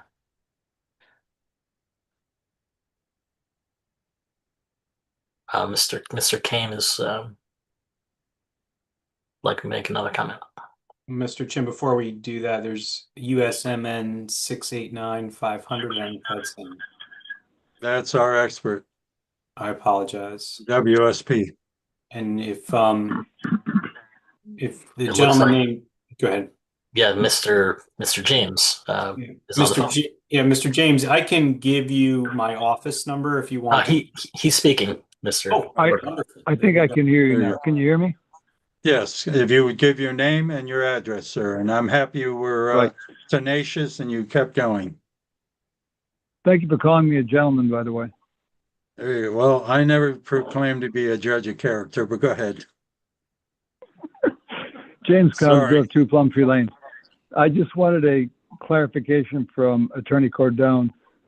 If I understood him correctly, he said there was only another 18 days of extension for the application to be heard before a decision had to be made. If that's the case, with the credible expert having testified that he believes there is an intermittent water course, but that might not be able to be determined until a number of months out, how is it possible that the decision would be able to be reached without having that input as to whether there actually is an intermittent water course, which might be better determined when a perk test is done, either in April, May, or June, when it's obviously a more wet season than right now? That's my question. Did you wish to address that, Attorney Cordone? Yes, Mr. Chairman, we usually don't get in a back and forth, but I would be happy to answer the gentleman's question. So the 18 days is a number of days left to extend the timeline for the hearing. So we have another 18 days within which to continue this hearing to another date, at which time we do not have to render a decision, but we'd have to close the hearing. We'd have another 35 days within which to make the decision. As far as that interacts with the testimony given tonight, I'm really not going to comment on that. It's up to the commission to make a determination whether the expert testimony they can rely on by either the applicant or other parties, or if that's a basis for additional time. But that's going to be a decision for the commission to make, sir. Thank you. I appreciate your answer, and sorry for my problems with the microphone. And No, thank you no, for all I'm your just- good work on the Inland Wetlands Committee. We appreciate that, and I'm glad you were able to get through finally. Thank you. Anyone else, Mr. Chin? Mr. Kane would like to make another comment. Okay. Hi, can you hear me? Yes. Jonathan Kame, 9 Russ Road, Trumbull, Connecticut. I believe the herpetologist's letter to the town of Trumbull that's on the website indicates that once you find a species like the wood turtle, The DEEP regs then require you to do a wildlife survey of the entire property and identify all of the wild species that use the property. But I would refer that letter to you for further clarification on what the DEEP requires. Thank you. All right, thank you, sir. Where are we at, Mr. Chin? Mr. Chairman, I believe that is everybody. We'll go one last call. If you'd like to make a comment, please click the raise hand button or *9 if you're on the phone.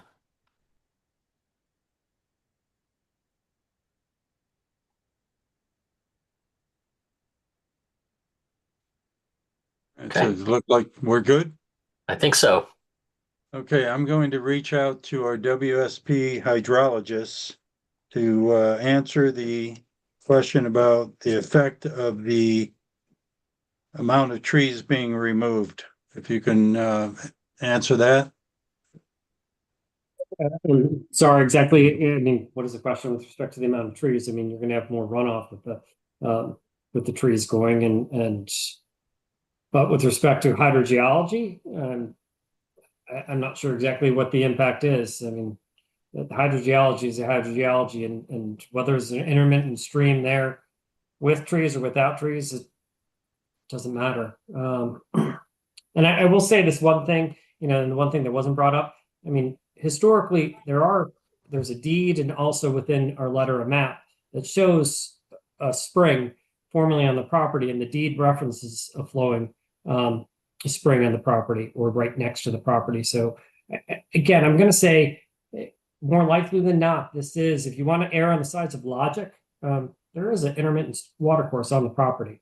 And I would trust hydrogeology and a hydrogeologist on making that assessment over a soil scientist or a wetland scientist. And again, please go out to the property, take a look. I mean, the hole's still in the ground. You can see water, a foot below grade. It's reasonable to assume that the water is going to rise a foot to the base of that watercourse, base of that channel, and will be flowing. And what are your thoughts about piping it as a protective measure? Well, I mean, it's not, I mean, it's with respect to how does it impact the environment, not with respect to the water course. I mean, whether an intermittent stream is piped or not, I mean, that's fine. It will be channelizing the water that goes in that area. It really is up to you guys on how you see it impacting the wetlands and the water course. That's just channelizing something. Okay, just so for clarity, are you the hydrologist or the other gentleman? I am a hydrogeologist. It's not okay, thank you. I'm sorry. The other one is actually he's more on the species side, looking at the turtles and the bats and things like that. All right, I saw John's hand up. Did you have a comment or question, John? I was going to ask the same question about the piping, if it would be prudent to put the piping in, and that would solve the question once and for all. If it is an intermittent water course, the pipe wouldn't hurt anyway. Now, my question is, I have another question. How would we make sure that we gather all the water from the spring and direct it into that pipe if we don't know where it's popping up out of the ground? That's not, I guess that's not the way springs work. I mean, it really seems to be a seep that's coming out of the side of the hill, is it not? Right. But I mean, if you really look at overall, the groundwater level at the site is going to be relatively the same level below grade. It just so happens that this area is channelized and this is where the water decided to go. And, if you had a channel on another portion of the property, depth of water is going to be probably typical because it's the till. So, you're not really channelizing. You can't think of groundwater flow is just in this one area. It's across the entire site. There's a shallow water table in this area. And you're going to find water. While this part of the channel almost had, I want to say the banks were probably around a foot and a half high. If you move to another portion of the property, you're probably going to see groundwater 2.5 feet below grade. So you're not really gaining anything by putting a pipe there. But you certainly want to take care of the water that's flowing into the property, from the pipe that you have in the right of way, and deal with that, because it's during higher times. You've got to manage that water somehow. But that's more surface water that's coming there. Okay, so we can take the water that's coming out of the catch basins. We know where that water is. There's no way of building some underground structure that could pool the water and then direct it. No, it doesn't work that way. Okay. I mean, and really, I mean, and look, this is really just, is there intermittent water course? Is it in your regulatory purview? You know, if there's an intermittent water course. That's the only thing I'm doing here. I'm not really saying how to manage your groundwater at the property. Well, looking at the scouring there, we know water runs through there vigorously at times. There's no doubt about that. Okay, thank you very much. John, as it is, you know, those walls, if constructed, would have drainage systems behind them that would be emptying out, that have weep holes in them. The drainage system behind the wall would be collecting the water and redirecting it. And that's going to change the subsurface flow of water, which is definitely going to affect the flow of water into the wetlands downhill. It's going to dry certain areas out, and it will intensify the flows in other areas. It's going to redistribute the water flow on the property and how it enters the wetlands. Yeah, I think we've already ruled that out, David. That it's not a feasible idea. So. No, but it's going to happen anyways with the design of the walls, because the walls will have footing drains behind them and everything. Oh, yeah. Well, that was another question I brought up tonight. So the walls and everything are going to redirect the flow of subsurface flow of water throughout the property, which is going to have a direct effect on the bottom of the wall going as well. What was that? Where were the footing drains on the bottom of the wall going as well? So we don't know. They're not specified on the plans. Yeah, maybe we need them though. Okay. But thank you very much for the discussion on the hydrology. What a bunch of dimwits. Who said that? Who said that? I think that was Mr. Chaz over there called us a bunch of dimwits. Maybe we should mute him. If there's a problem with the review of our application, please make it public. All right, looks like he's now off, so. Through the chair? Go ahead, Greg. Yeah, for Michael again. This whole concept of this area has a lot of trees. You're saying it has a high water table. We're taking down a lot of trees. What's the filtering when you deal with hydrology? Now we're just going to be making, putting in underwater holding vessels and weeping it in. But how do you look at the whole concept of protecting the river and the wetlands? Isn't there a filtering aspect of all these trees in this area that we're taking away? Like David was saying, we're going to get salts, concentrate that stuff. You know, the big nightmare that everybody's talking about is, are we going to kill the wetlands and the river over time? And look, I mean, I'm going to tell you from a hydrogeology standpoint, and being from, especially from a licensed environmental professional, with respect to groundwater and pollutants that go into groundwater. The reality is that groundwater is going to filter out a lot of things when it comes down to, you know, unless they have horrible management here of their property, it's not going to be pollutants coming from groundwater discharging to the Mill River that's going to cause real problems. It's just not common. What you do end up having is you will see things like PFAS, but PFAS is pretty much everywhere. You see that discharging to Mill River. Do I think there'll be something additive from this site? Probably not. Salts a little bit, but it's more on the stormwater end. You know, it's really stormwater that impacts, and I would bring Mike Newhouse to talk a little bit more about that impacts the Mill River than the hydrogeology, than the groundwater to the than the Mill River. Because the pollutant loads really are not that much when it really comes down to pavement or cars or things like that to groundwater. It dissipates relatively quickly. So I wouldn't expect something when you think of typical contaminants going from groundwater to surface water, you know, unless there's like a real industry here that has a real release. And this is not, you know, an industrial development. But again, it's the stormwater issue is more of the concern, and the salts and things like that. And I think, you know, Mike Newhouse can speak more to that. And he is an ecological expert, and I am not when it comes down to those things. Thanks, Mike. Yeah, I could speak to that a little bit. I actually live in New York and live on a property about 45 houses that's just uphill to the Sing Sing Kill River. And we have that same issue, steep slope going down to the river. And we do see some issues sometimes during really heavy rainfalls. Now we don't have the stormwater basins or any stormwater control measures in the same area. But we are concerned when there's heavy rain to see stormwater going down there that brings anything from pollutants from cars, oils, salt from for winter road maintenance. So it is a concern, especially the increase in impervious surface. As I mentioned before, the soils now, the trees, the soils act as a storage retention for water. We are removing 4 acres, a little more than 4 acres of soil and tree coverage. So your increase of that water that comes down from the rain onto those impervious surfaces, so it's going to increase that water flow. And any pollutants that are on that pavement do have a chance to get to the river itself. And I'm not saying it's going to be, I think like Mike said, it's not going to be a huge amount at once.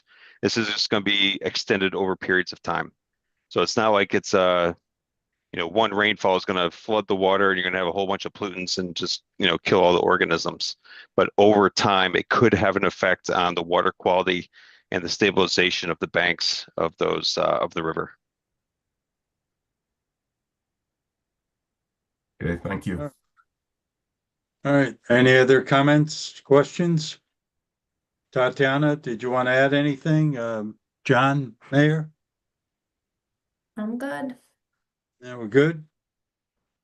All right. So I guess at this point, we would ask Attorney Bellis to come back and do a wrap up if he would. And if there's anything you want to address that the public brought in. Yeah, I thought, with all due respect, Mr. Chairman, I would hold off on my wrap up until we submitted our stormwater drainage report and had the commission take a look at it. I thought we were going to extend this hearing. If I'm wrong, then you tell me, but that was my offer.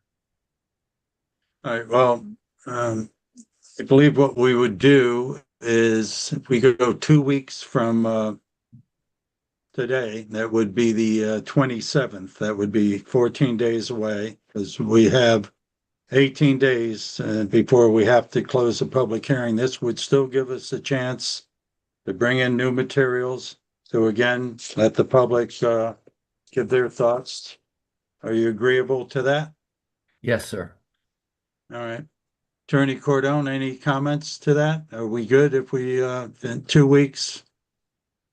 It's just yes, Mr. Chairman, a motion to continue the public hearing to the 27th, and I assume we were going to be doing it remotely at 7 o'clock. Just confirm that as well. Motion so moved. You just laid it out nice. There you go. Gee. Hey, Greg, I think you just lost your job. That's fine. Yeah, a new alternate too.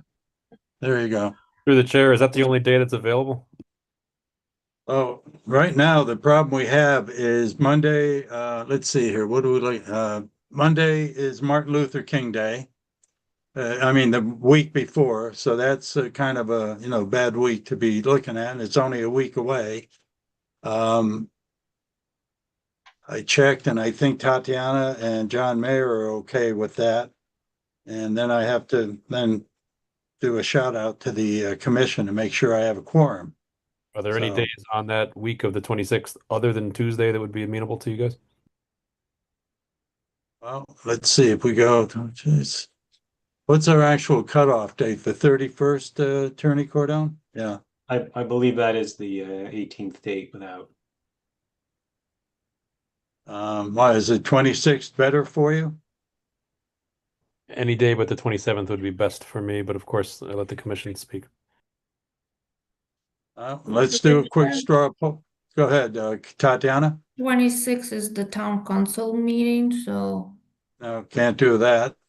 Probably want to give ourselves some more time as opposed to less time, just a thought. Perhaps Wednesday, the 28th. How about the 29th? Cutting it short there, you know, because again, we need something, we reach out. 28th is fine with me, sir.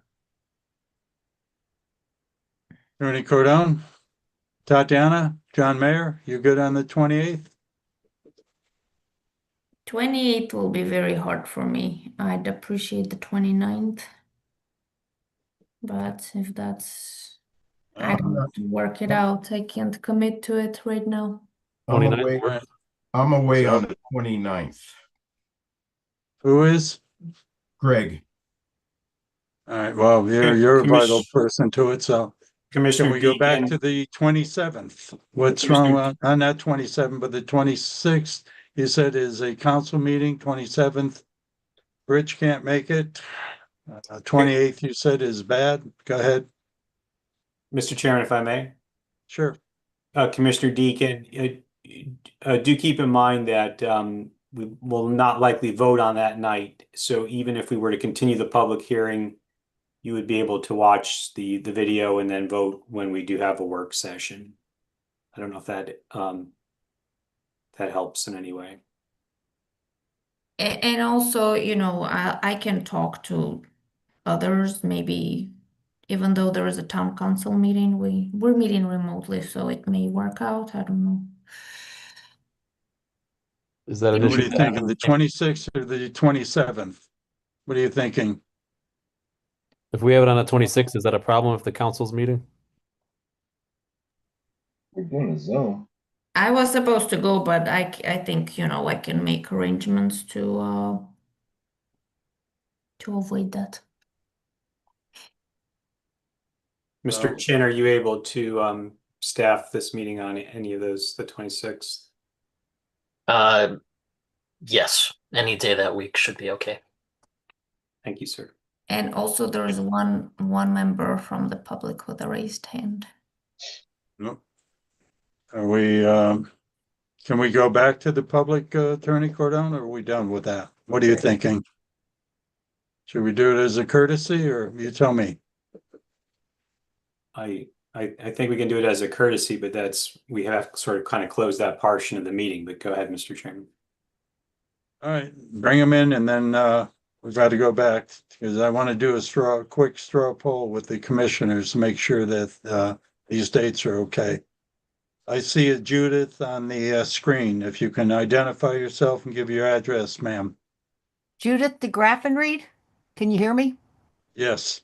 Great. 323 Unity Road in Trumbull.